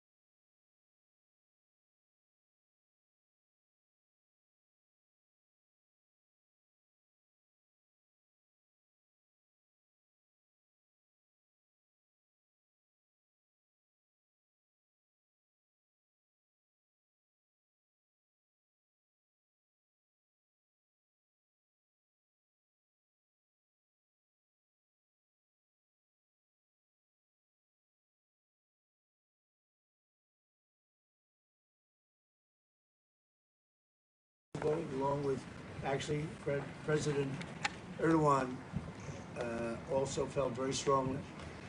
And he's done a really fantastic job as president. He's unified the country in a very short period of time. I'd say like a year and a half, about a year and a half. And right from the beginning, it was a real mess. It was a very disjointed place, and he's brought it together. He's a strong person. He's a great leader. He's respected by everybody, including me. And we're proud to have him together. We're just here to talk a little bit. We released sanctions from the country, which really, I think, was a big boost. The sanctions was a very important thing. And we're proud of the job he's doing. Syria's become a very stable, I mean, it's amazing. In a short period of time, it's really been stabilized. And we're proud of that. And it's a big part of the Middle East. Syria had one of the great cultures, the professors and lawyers and doctors. It had one of the great cultures of any country, not just Middle East. And then it went through this terrible period of time. But it's a country that a lot of people are very proud of, and they're proud of the job he's done. Thank you very much, Mr. President. Would you like to say something? في الحقيقة نحن حققنا إنجاز كبير في تحرير سوريا وإسقاط النظام السابق. We have made a great achievement in the toppling of the former regime. وكما ذكر فخامة الرئيس خلال سنة ونصف حققنا إنجاز كبير في توحيد البلاد ووضع على السكة الصحيحة من التنمية والاقتصاد. And as President Trump said, in a year and a half, we made an achievement in bringing the country together, unifying the country, and put it back on track. هذا بفضل الشعب القوي الشعب السوري اللي تكلم عنه فخامة الرئيس ترامب. Of course, this is due to our strong people, the strong Syrian people that President Trump talked about. Then the historic decision that President Trump has taken by lifting the sanctions of Syria.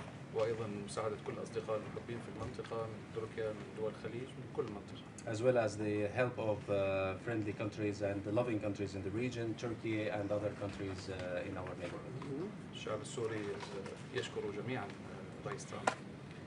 The entire Syrian people thanks President Trump.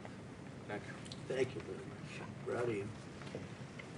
Do you have any questions? Mr. President, are you going to remove Syria from the state sponsor of terrorism list? I think I will, yeah. I think I will. Why wouldn't I? He's done a great job.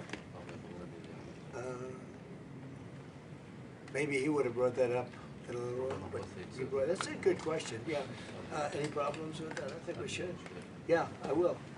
Do you still want Syria to help with Hezbollah in Lebanon? They could help. We'll find out. I think we're making a lot of progress.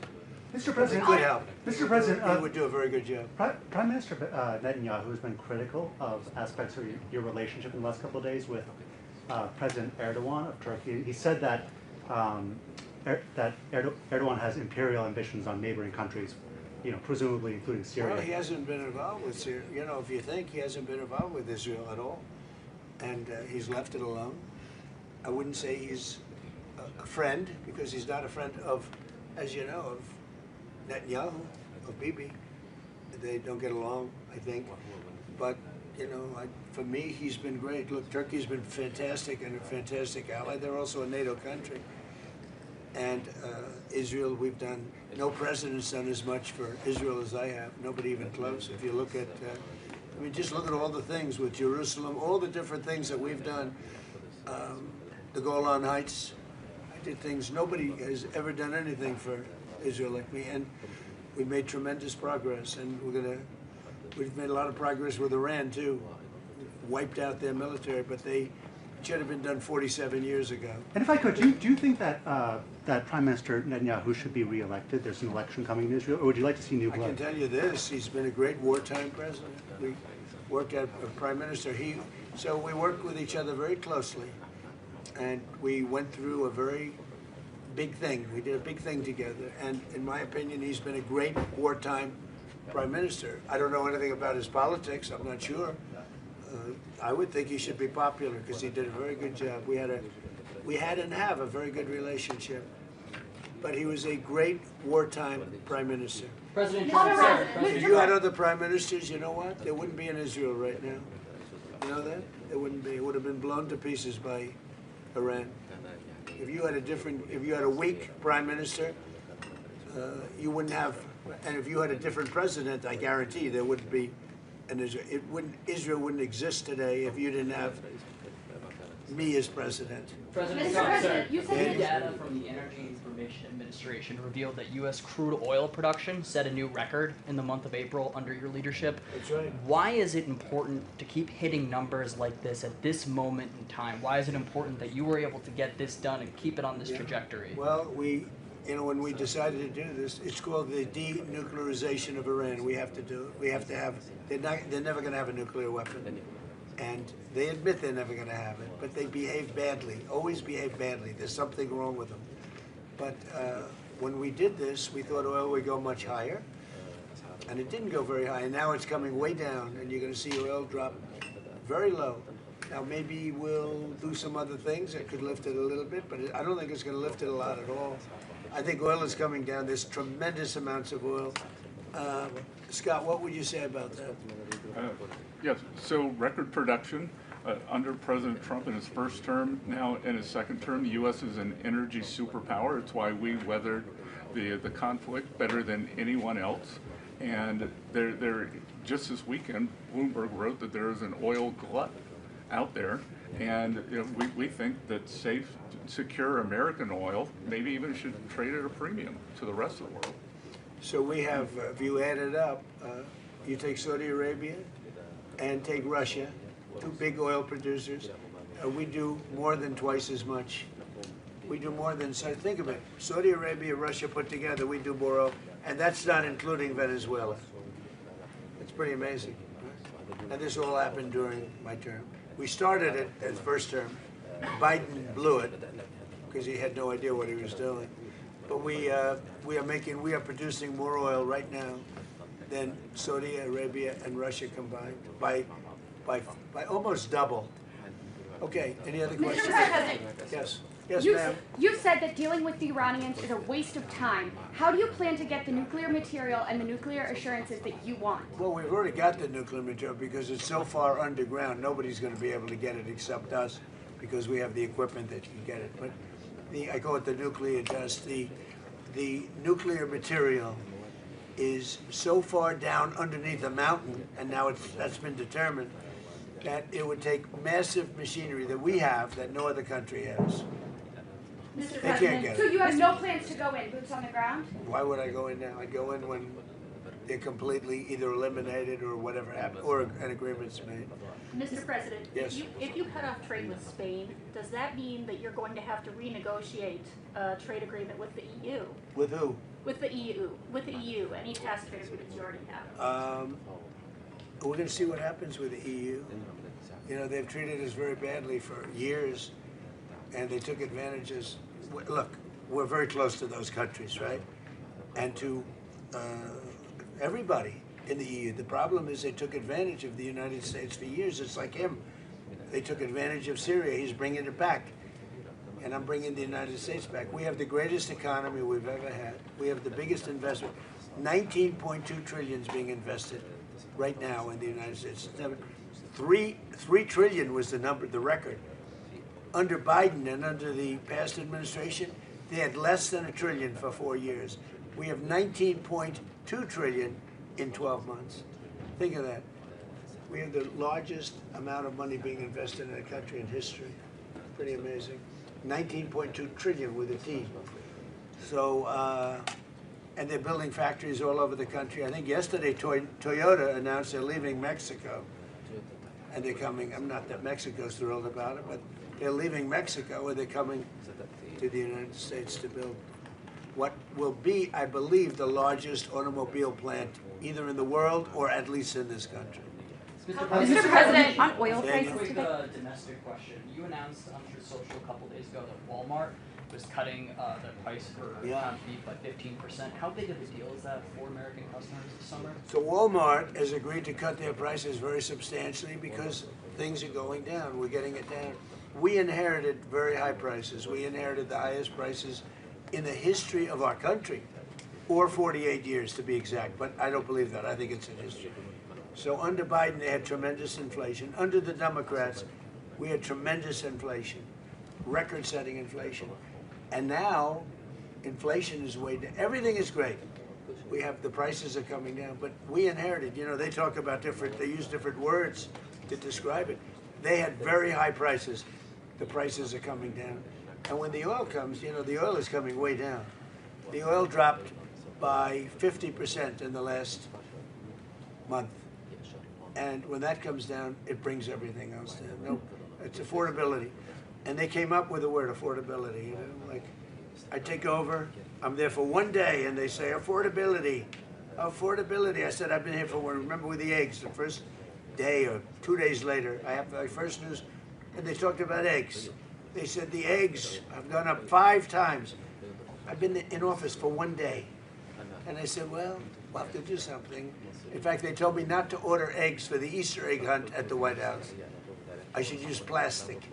I said, we're not doing that. And by the time we came, that was a couple of months later, that happened, and we ordered thousands of eggs. And right now, eggs are way down. The prices are way down, and they're coming down further. So they made up a phony word that they used.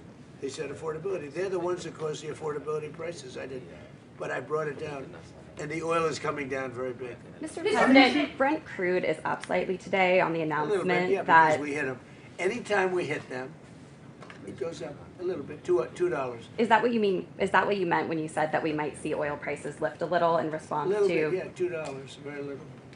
It's down from, let's say, $135 down to $69. It's dropping, and everything else drops. As oil goes, so goes everything else. But anytime we hit, if we hit Iran, oil goes up a little bit. It's all right. Mr. President, do you think and you Israel... know we're de-nuking it, all right?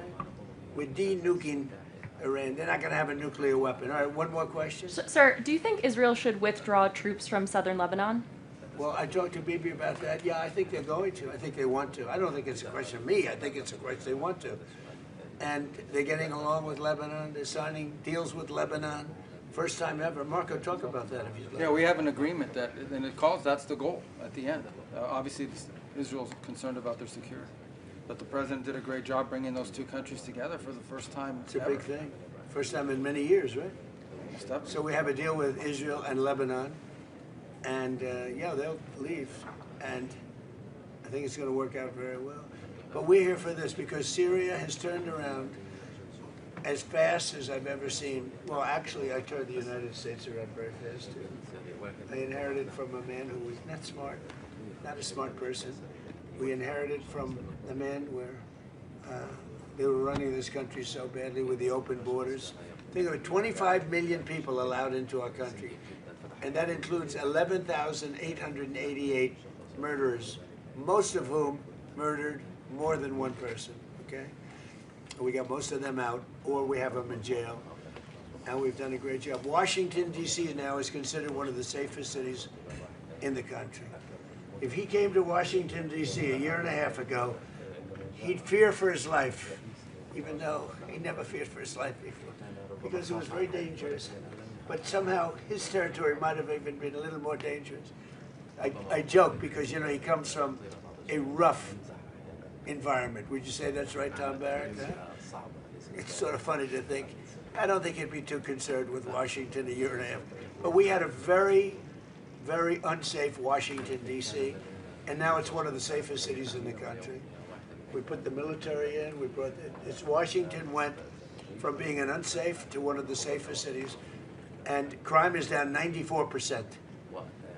We don't play games. And we removed over 5,000 career criminals, many of whom came in through the open borders of Joe Biden. We did the same thing with Memphis, Tennessee. We did the same thing with in Louisiana. You have to speak to the governor, because New Orleans, the crime rate is down 78%, in a little while, and they had the best Mardi Gras they've ever had. So we're doing a good job, and he's done a great job too. And I thank you very much. Thank you very much. Thank you, guys. Thank you, press. Thank you. Thank you, guys. Thank you. Thank you. Thank you. Thank you, guys. You can head out right there. Thank you, guys.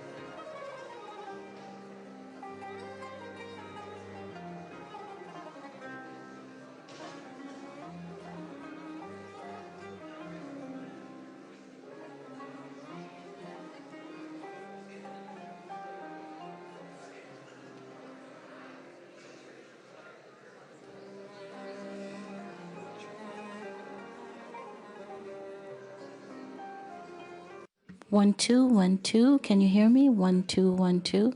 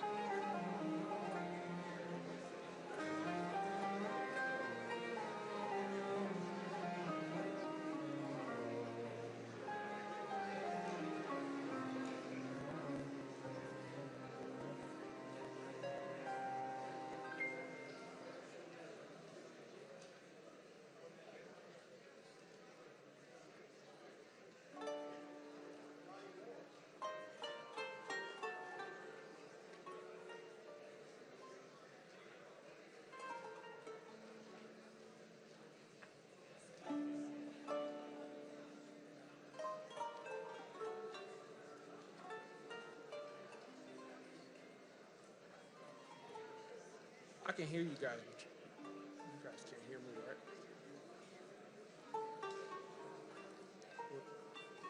Was I just on the mic?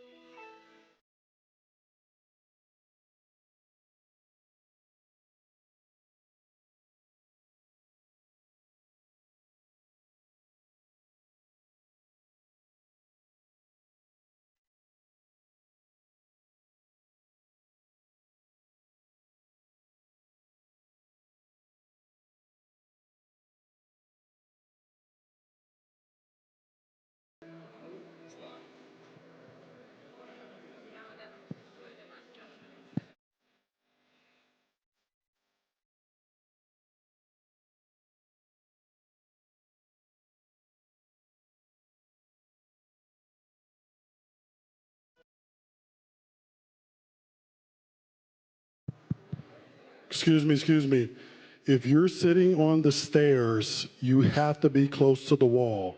You cannot sit on the stairs. You need to be standing close to the wall. We need to have an area clear for ingress and egress on both sides, please. If you're sitting on the stairs, you need to be close to the wall on both sides, please. Thank you.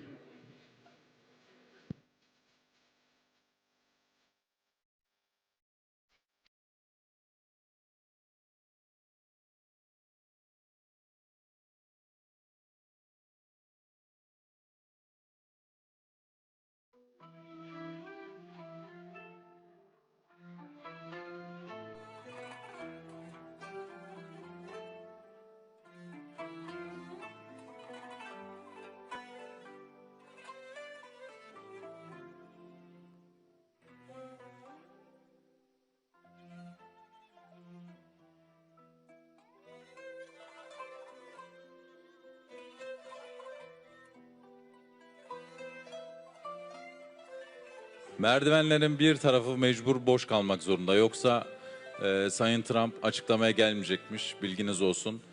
Bir kanadını muhakkak boş bırakmamız lazım. Sağlı sollu. Buraya boşaltıp komple oraya alalım. Bir taraf...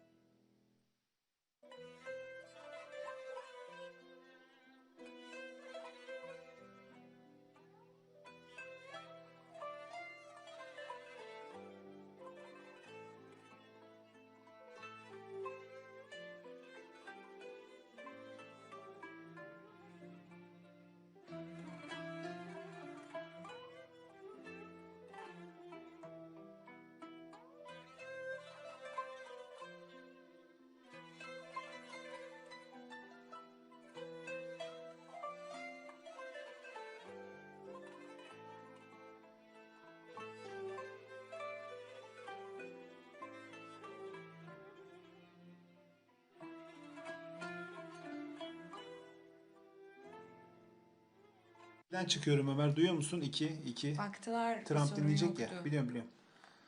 Evet 2'den çıkıyorum. Duyuyor musun? Tamam. Bir de 3.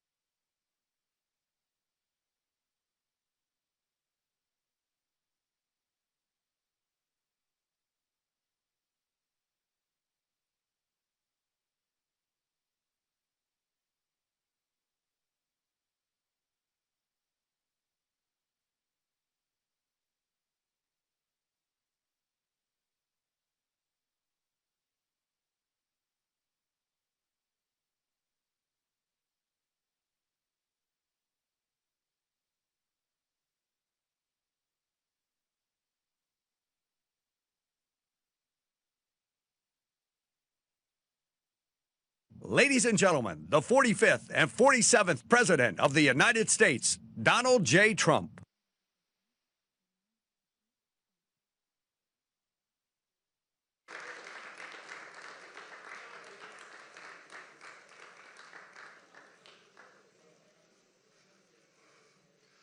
That's a lot of press.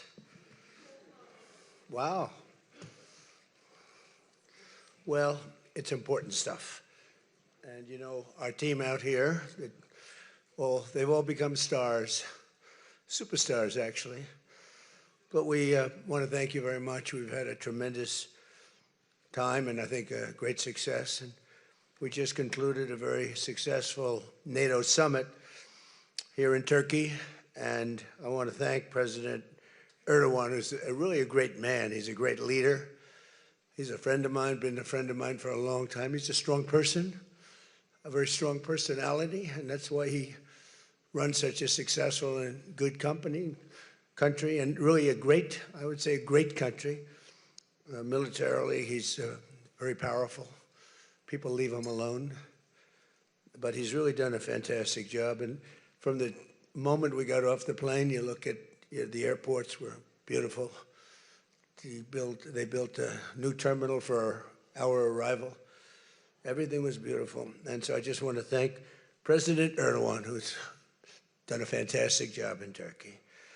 And I also want to thank NATO Secretary General Mark Rutte. Mark is an extraordinary person, smart, great leader. It's not easy leading so many leaders like that. You get a lot of leaders, and they're strong personalities, every one of them. And Mark does an unbelievable job. Couldn't find anybody better.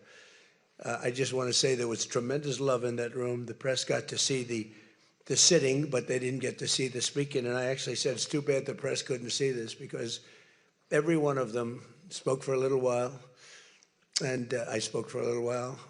And it's a lot of speeches. We kept it short, but it's too bad the press couldn't have seen what we were doing in that room, because it was very smart people, and they have a lot of good in their heart, not evil, good. And they're doing a great job for their country. The world is doing well. We have, as you know, the oil is down. We'll see whether or not we keep it down. We should keep it down. We're doing things that should have been done 47 years ago with Iran. And I just want to say that throughout my first term and over the past 18 months, the United States has led a historic effort to dramatically increase the defense spending and to have equipment that no other country in the world has. When you look at Venezuela, when you look at Iran, essentially demolished their military in a couple of weeks. They had a good military, they had a good navy, they had 159 ships, everyone's at the bottom of the sea. They had hundreds of airplanes, they're all gone. They're all lying burned up on the runways. They were totally decimated, their radar's gone. Everything's gone, their leaders are gone, frankly. And their combat capability is pretty low. They have a small percentage of missiles left. They have some of the launchers, missile launchers left, call them launching pads, but most of that's been destroyed too. So we have the strongest military in the world by far, not even close, everybody admits it. Last year's summit in the Netherlands was great also, and we achieved an unprecedented agreement to increase the annual defense spending, and it's the benchmark, raising it from 2% to 5% of GDP, which everybody said was impossible. And now they're all thanking me, and most of the countries have agreed to it. We have a couple of that didn't, but I have a feeling they're going to, and pretty quickly. In fact, today they were very positive. One of them in particular was, I didn't think a good team player. Today was a great team player. As all of the leaders understand very well, the United States remains by far the largest contributor to NATO, monetarily and maybe otherwise, and the strongest military anywhere in the world. And they respect us as a country. Again, they didn't respect us 2 years ago. They laughed at us. NATO laughed at us. Everybody laughed at us. They don't laugh anymore. There's no more laughing. This year we invested a record $1 trillion in our armed forces, and we're going to be asking for $1.5 trillion coming up. We have the money being spent on the best equipment anywhere in the world. In the working session this morning, we discussed the progress other members are making toward the 5% target, and they're making great progress. Many of these countries are very rich, by the way. We don't have to feel sorry for them. But it doesn't mean they're properly protected. There's a big difference. Some have truly answered the call, and others are making big changes and will be answering the call. I think I can say in all cases they're going to be answering the call. And we'll be taking in over $1 trillion a year toward defense. And that's a tremendous amount of money. It's a big up. They were at 2%. They were actually at 1%. I got them to 2%. Then I wanted to get them to 5%. And we got up to 5% the last time. And they're, you know, just again, if you could have seen the respect and the love in the room, and it's love really for the country, for our country. I don't want to say me because you'll say, oh, he's so conceited. He's such a conceited person. But they do. I mean, you know, they like the job I'm doing. They said, sir, we love you. These are grown people saying that. Isn't that nice? Maybe, I don't know, maybe they're trying to get to me. And in the way they did, because there was tremendous unity in that room. And I urge all nations to accelerate their plans to get the benchmark as quickly as possible. The benchmark is going to be that 5% number. That's the number it should have been for years. As a result of the commitment we achieved last year, defense spending of other NATO members surged by more than almost $150 billion in 2025, and much of that money is being spent on American-made equipment. They all want American-made equipment. We're pushing very hard to have the defense companies, and they're great. We make the best equipment, the Patriots and the Tomahawks, and everything we have is considered to be the best. Not by me, it's everybody wants it. I wish we made it faster because we could sell as much as we could make. And as you know, I had Lockheed and every one of the companies, all of the companies who are Raytheon as an example, Boeing. So many of those great companies are now building plants. They had big plants, but they were using them 24/7. I said, that's not the way to do it. You have to build more plants. You don't have to just go overtime. No tax on overtime. Remember that, please? No tax on overtime. Those people are happy. But they were doing literally 24 hours to get the Tomahawks done and the Patriots done and all of the other defensive and offensive equipment done. It's the most sought after equipment in the world. You saw that with Venezuela, where they had a lot of great equipment. It wasn't ours, and it didn't work. Our equipment works, but we have to produce it faster for other countries. For everybody, including ourselves, we have to produce it faster. So we think within a year and a half max, we'll be, instead of waiting for a year or 2 years, we'll be having it on a 2-week wait, maybe a 1-week wait. That's what I want. And it'll do really well. A lot of people are, just waiting. They're waiting. They want to get this defensive equipment, maybe in particular the defensive equipment, but offensive and defense. As much of that money is being spent on American-made equipment. That's the money that the European and Canada are spending, European countries mostly, and Canada. And they're spending that with the United States, largely. And it's American-made, made in the USA, as we say.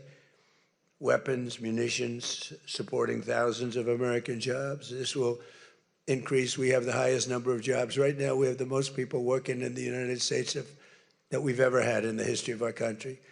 We have the biggest investment ever made, $19.2 trillion. That's 6 times more than we've ever had. Think of it, 6 times more. And what did that were tariffs. Without the tariffs, I think we would have done fine, like at about 2 or 3. The last administration had much less than $1 trillion invested for 4 years. We have 19.2 trillion invested in 1 year. We haven't gone into the extra almost a half a year, 1.5 years. Those numbers won't come out for a little while. So we have 19.2 trillion, not billion, not million, trillion with a T, invested in plants and equipment that's being built all over the country. Eli Lilly is building plants, big drug, Merck, all of them, the drug companies are building. The car companies are building like crazy. In fact, as you probably saw a big announcement yesterday, Toyota is leaving Mexico and they're going to build one of the biggest car manufacturing plants in the world in Texas. That's because of the tariffs, because we don't mind if you build in Mexico, but if you build in Mexico, you have to pay 25% tariff. If you build in Japan, or if you build in any place, China is a much higher tariff. It's just 100% tariff because we don't want to lose our jobs. We don't want to have our workers lose their jobs. We have the largest number of plants being built for the most money ever in the history of our country. Car plants, AI plants, and all other plants, pharmaceutical plants, chips. We're not giving anything. All we're saying is, if you don't start, we'll give them 1.5 to 2 years to build their plant. If they don't have that, they have to pay 100%, 200%, even 250%. If they make a chip or if they make a car, if they make pharmaceuticals. So the pharmaceutical companies are moving in at record levels. There's never been anything like what's happening. Let me put it a different way, put it to you in a more broad fashion. There has never been anything like has happened with this country or any other country in the history of the world.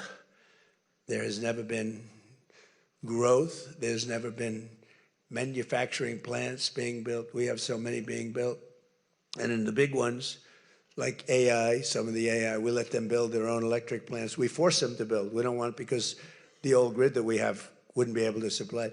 They need, just as an industry, more energy than the entire country produces right now, when you think of it, which is incredible. So take all of the energy that the United States produces and that one industry, which is so big, so powerful, it needs more than that. In fact, some people say almost double. So this was my idea. I said, you can never service that. You can't reinvigorate the grid. You can make it better, but nothing like that. You wouldn't be able to build. And we're leading China in AI, well, in just about everything. But we're leading China in AI. Even in TikTok, I was watching somebody say, oh, the TikTok deal, it's so bad well, because they say the deal was incredible, but they think the word that gets out is bad, except the numbers just came out, and I'm #1 on TikTok, and all I do is talk about communism, right? So it's sort of good. I used it to get elected, too. But, you have to get your word out. But the numbers came out just a little while ago, and I was #1, some ridiculous number. I never heard of numbers like that, but #1. And all these entertainers are number 27, 29. It's crazy. I don't even understand myself. But that means that my word's getting out about how great our country is, how successful our country is, and how bad communism is, and how bad these lunatics are that are running for election that don't sound good, don't think good, and don't look good. I don't see any looker. I don't see anybody with the look. You need the look, I guess. You need something, but they don't have it. And I think they'll fade fast. And it's not social democrats. This is not a social these are communists that are running. And they don't want God. They don't want successful things to happen for our country. They don't want to have a successful country. I think they're sort of crazy. As European nations rebuild their militaries, American equipment will be the largest beneficiary. The defense companies are going to be making most of that equipment. They want the American equipment because it works better. It's not a question of anything else. We make the best equipment in the world. And to that end, I provided other leaders with an update on the steps we're taking to rapidly scale up production in the United States. And they wanted to hear that because they don't really want to get it in 4 years, 5 years. They want to get it like in a week. And we'll actually be at a point like that in the not too distant future with the plants that are being built. The defense plants, it's incredible. Lockheed is building, I think, 5 Some of them are building 3, 4, or 5, and they're big ones. It's going to quadruple the output of we have with the munitions and the basic equipment itself, whether it's a Patriot or Tomahawk missile or any of the missiles that we make many missiles, different types, for different occasions. And just today at the summit, we announced $3 billion of new defense investments with U.S. companies, and Lockheed Martin will establish a world-class Patriot missile sustainment facility, a big deal in Europe. They're given a tremendous incentive by Europe to do that. All goes to the benefit of us and Europe because they're getting the best equipment. Northrop Grumman is moving forward with the sale of advanced American drone technology. We're actually the leader in drone tech. A lot of people don't know that. We have the most sophisticated drones in the world. And we're a real, I guess we're the leader, but we'll soon be the leader by many times over. And Lockheed and Rheinmetall are announcing a partnership to build the Army Tactical Missile Systems, which is a big deal. And Anduril is announcing a deal to build their new Barracuda missiles, which is a very highly sophisticated, fast missile, and we're doing that for Poland. Poland's doing very well, by the way, with a very, very good president, great president, I think.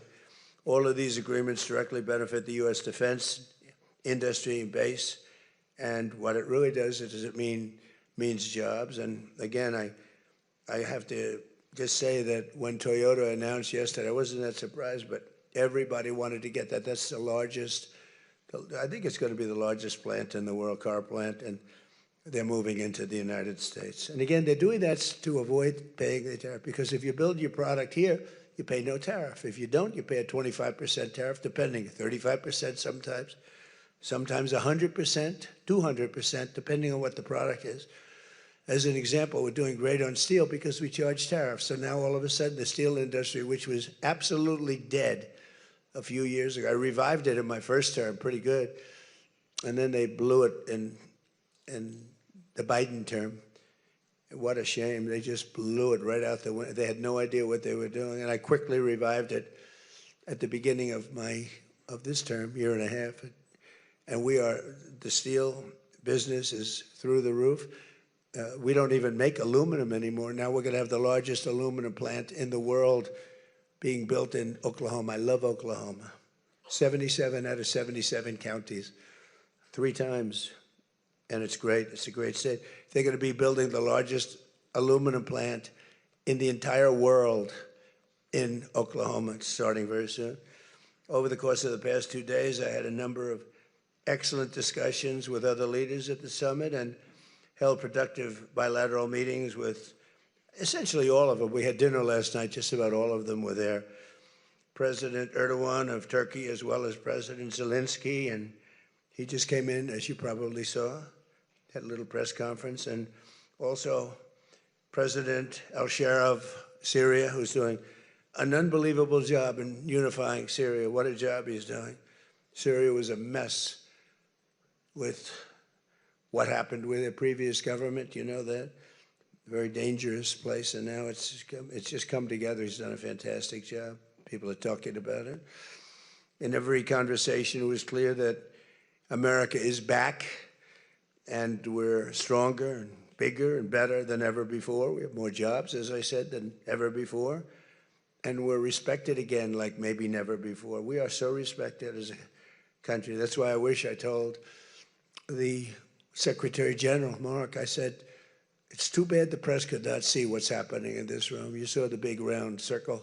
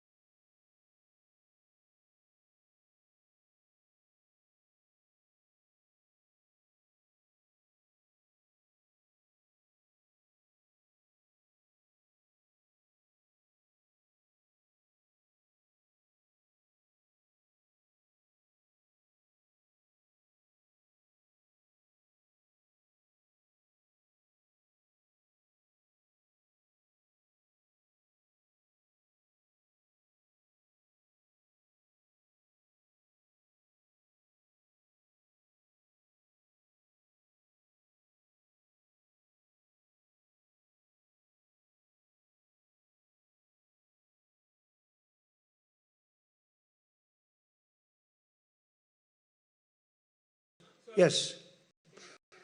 No. The gentleman right here. The very tall gentleman who's very insecure. He doesn't want to ask the question. He's a handsome guy, but he's very insecure. Go ahead. Do you want to shout it out? Give him a mic. How about giving him a mic? You shout it out.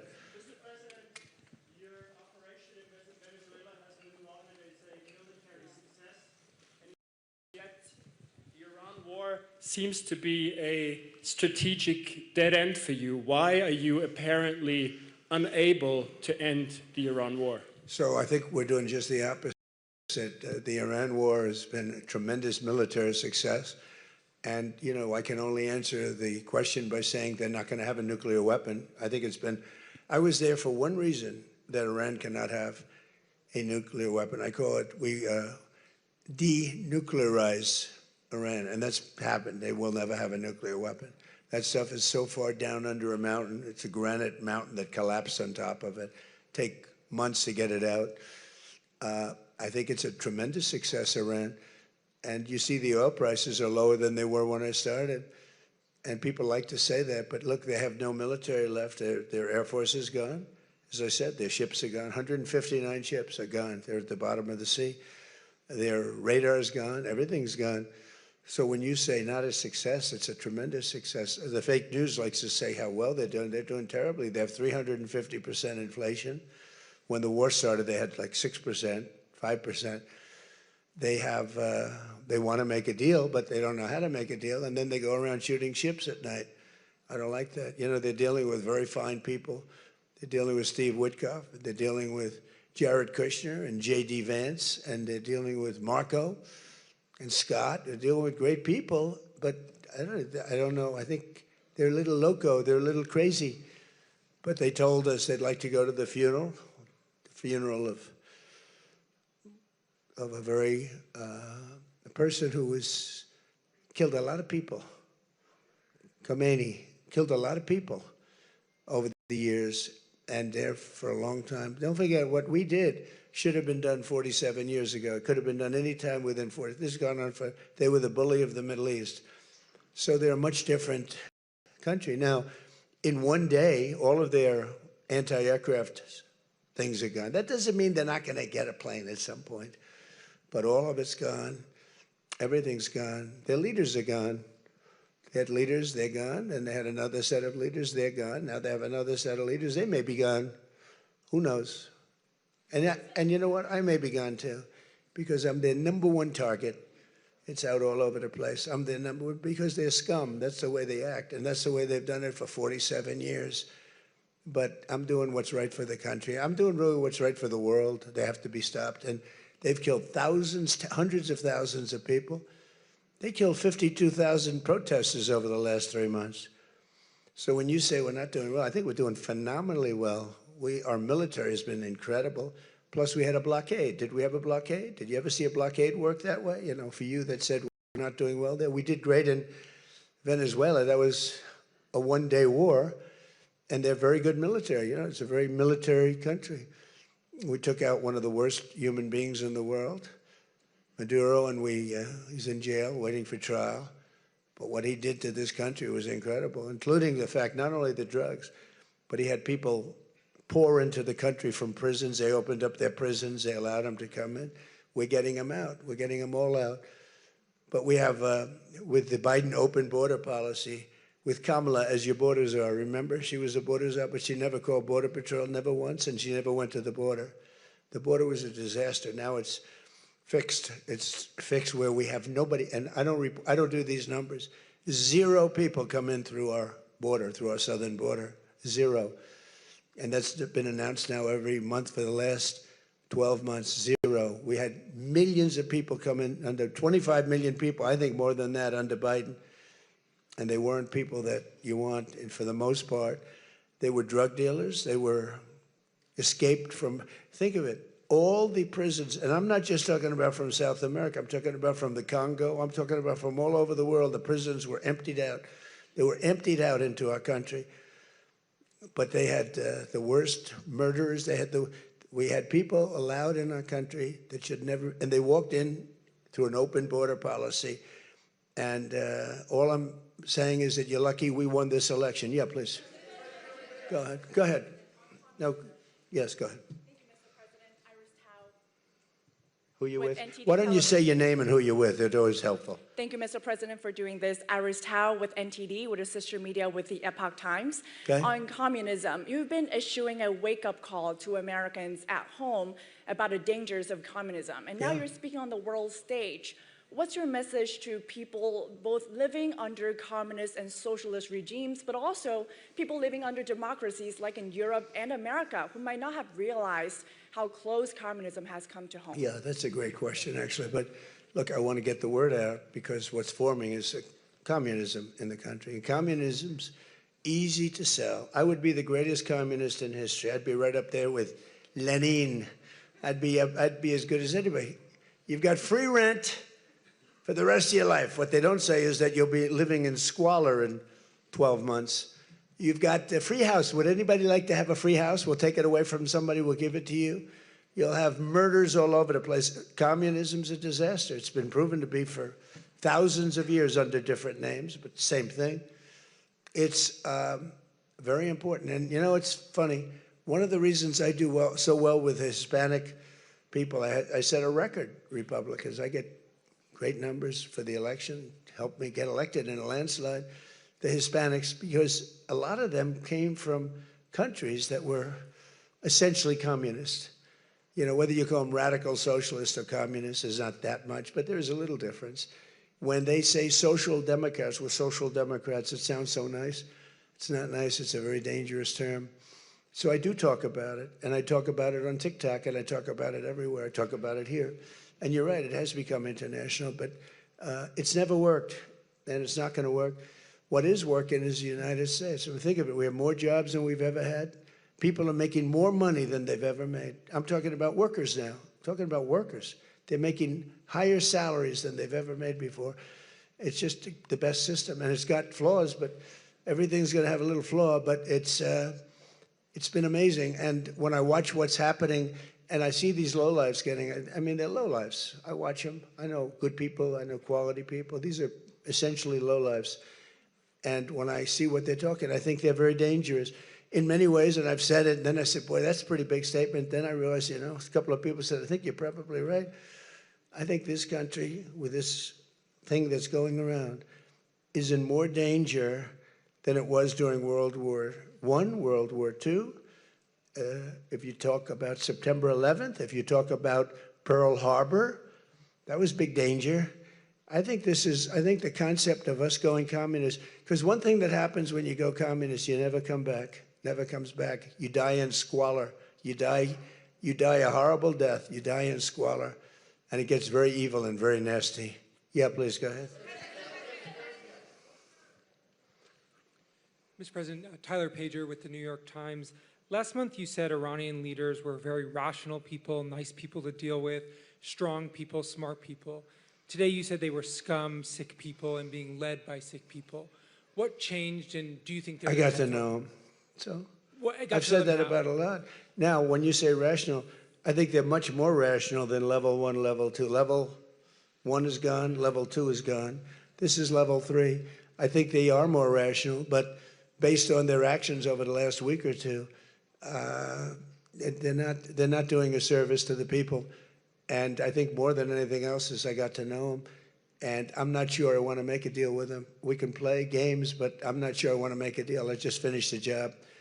Yeah, please, go ahead. Go ahead. Go ahead. Go ahead. Thank you, Mr. President. Steve Sedgwick from CNBC. The oil markets are up today around about 7% for WTI and Brent as well. The world is taking you at your word, sir, that the MOU is over, that the ceasefire is over. What happens next, sir? Are we on the cusp of a full-scale return to full conflict? Well, I'll tell you what happens next. We're never going to see Iran have a nuclear weapon because that's much more important than the numbers you're talking about. The prices of oil are dropping like a rock. Now they'll be up a little bit, and this will end very quickly. We have an oil glut right now because we got all those boats out of the Strait, and it's going to drop, and I've predicted everything. I've been right about everything, and I have been for a long time. That's how I got to be president 3 times. That's how I won 3 elections. I did very well in the second one, won it. It was a rigged election. But I've been right, and oil's coming down. Now, I have to make sure of one thing, that we don't have lunatics having control over nuclear weapons. So we have that now. There's no way they have a nuclear weapon. We have cameras, as an example, on the site that those beautiful B-2s at 1 o'clock in the morning 10 months ago blew up. They blew it up. We have cameras, that's called Space Force, if they're in space. But we have cameras that can read the badge of the person going over to a site. Mohammed something. We say it's Mohammed something is there with shovels. Well, shovels won't get you there. The biggest machinery in the world probably won't get you there if you want to know the truth. It's way, way below. But we're watching that. And if anybody goes there, they get blown up. So nobody's going to touch that. Eventually, we'll take it. But what we do have is we have that. That's gone. If we wouldn't have had that, they would have had a nuclear weapon, and they would have wiped out Israel. If I weren't president, Israel wouldn't exist. And we did it 2 times. When the JCPOA, the Obama deal, when that was originally conceived, everything went to Iran. $1.7 billion in cash, hundreds of billions of dollars. They thought they could buy peace with these people. You can't do that. So the big thing we have is, more important than anything we can talk about, is you can't let lunatics have nuclear weapons, and we've stopped that. And that should have been stopped on a couple of other occasions, too, with different countries, but they didn't do that. Yeah, please.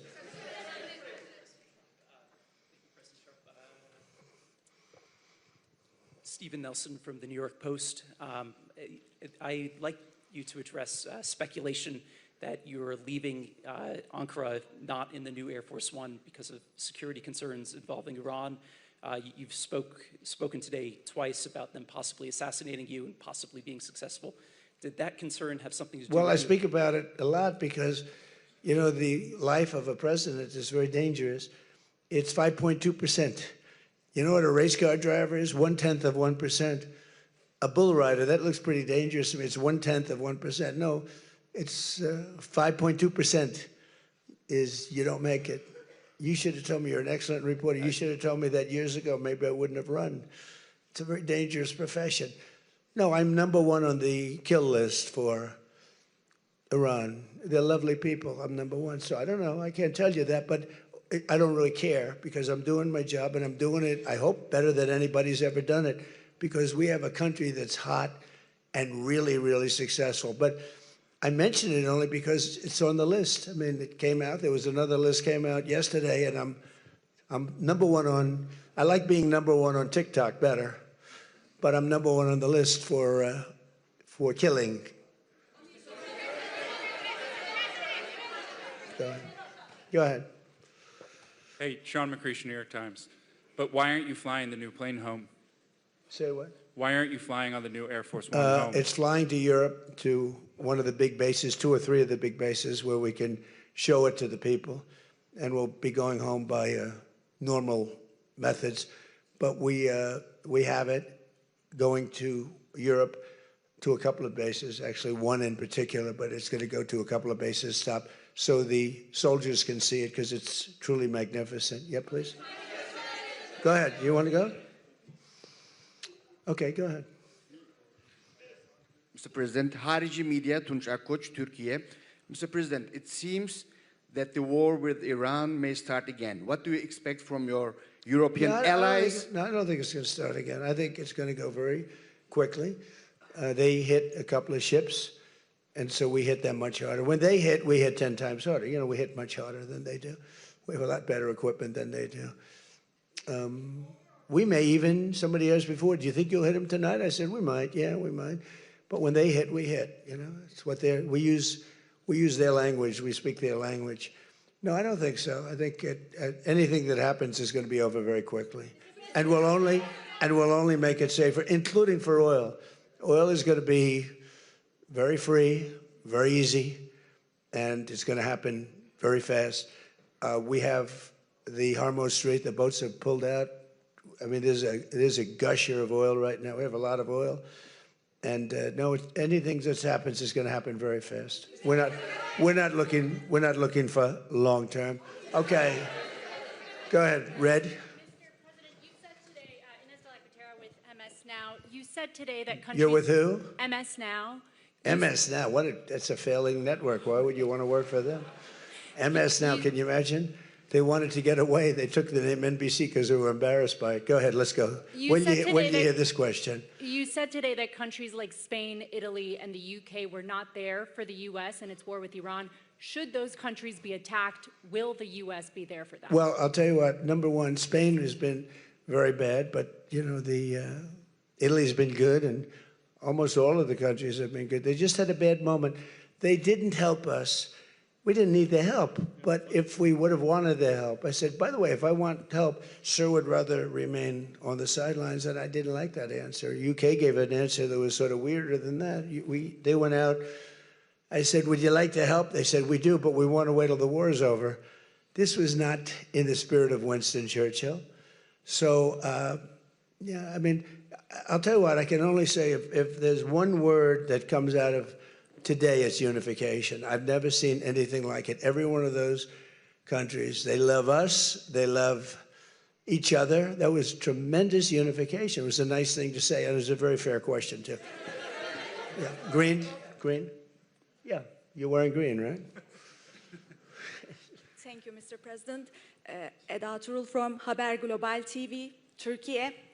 Mr. President, after your meeting with President Erdogan, can you tell us whether you and President Erdogan reach an understanding on Turkey's return to the F-35 program and the future of U.S.-Turkey defense cooperation? And do you believe U.S.-Turkey relations are entering a new chapter right now? Well, I had a great relationship in my first term. You remember Pastor Brunson, and he was put in jail for 35 years, and I called. He was an evangelical hero, actually, very good man. And I called President Erdogan, and he let him out. I didn't pay anything like Obama and Biden pay billions of dollars all the time. I never paid any for anybody. I just tell them, let him out. Let him out. But in this case, I didn't say it the second way. I said it the first way. I said, look, he's a good man. He's highly respected in the evangelical, and I'd like you to let him out. And he was in my office, in the Oval Office the following day, Pastor Brunson. I had a great relationship. When Sleepy Joe Biden got in, bad things happened with a lot of things between the border. Everything was bad. We were laughed at all over the world, and we had a very bad relationship with a lot of countries. I think Turkey was one of those countries. But that changed on November 5th when we had the election. And it's one of our best relationships. We have a great relationship. And they're talking about the F-35 airplane, and it's the best plane, and everybody wants it. And we have to make a decision who we give it to. I mean, my inclination, because he stayed out of, he's not a huge fan of Bibi, and he's not a huge fan of Israel, but he stayed out of that war. He could have gone into that war very easily, and he didn't. At my request, he stayed out of that war. He's been a very good ally. I mean, Marco could tell you we have a very strong relationship with Turkey. You know, it's a very big country. It's a very powerful militarily. It's the second most powerful country in NATO. It's a NATO country. So whether or not we do that, I haven't totally made up my mind. But my inclination is to say, look, he's done everything. He's helped us in so many different ways. And you know who else has been good to us? China. China never came into the war.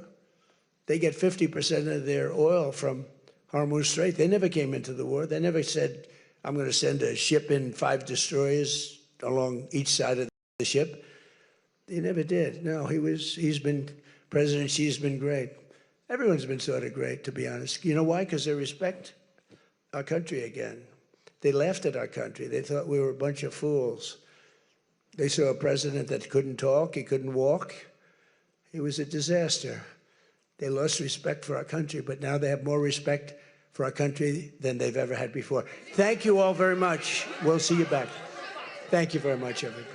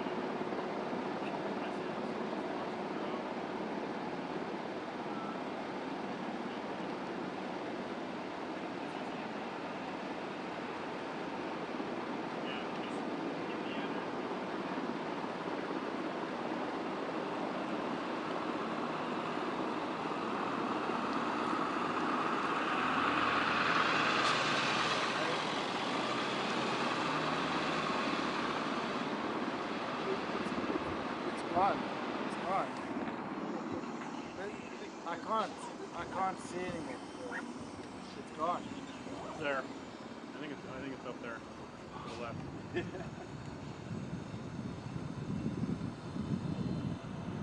get it? I think it's back around to the left there.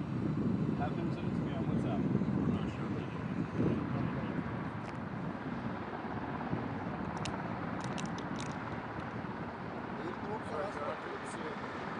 Good work. Good work. It's over. I'm done. Get out of the truck. We're pushing. And then he gets back in. I was like, get out.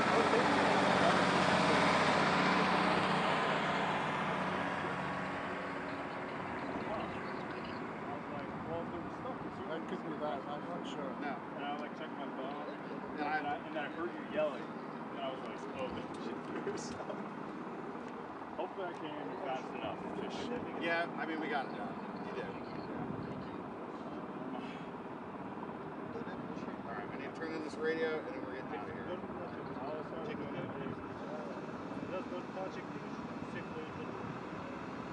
Hey, did you, I don't want to kill it out. I'll just do it. Okay. That'll be quick. Do you want him to follow you?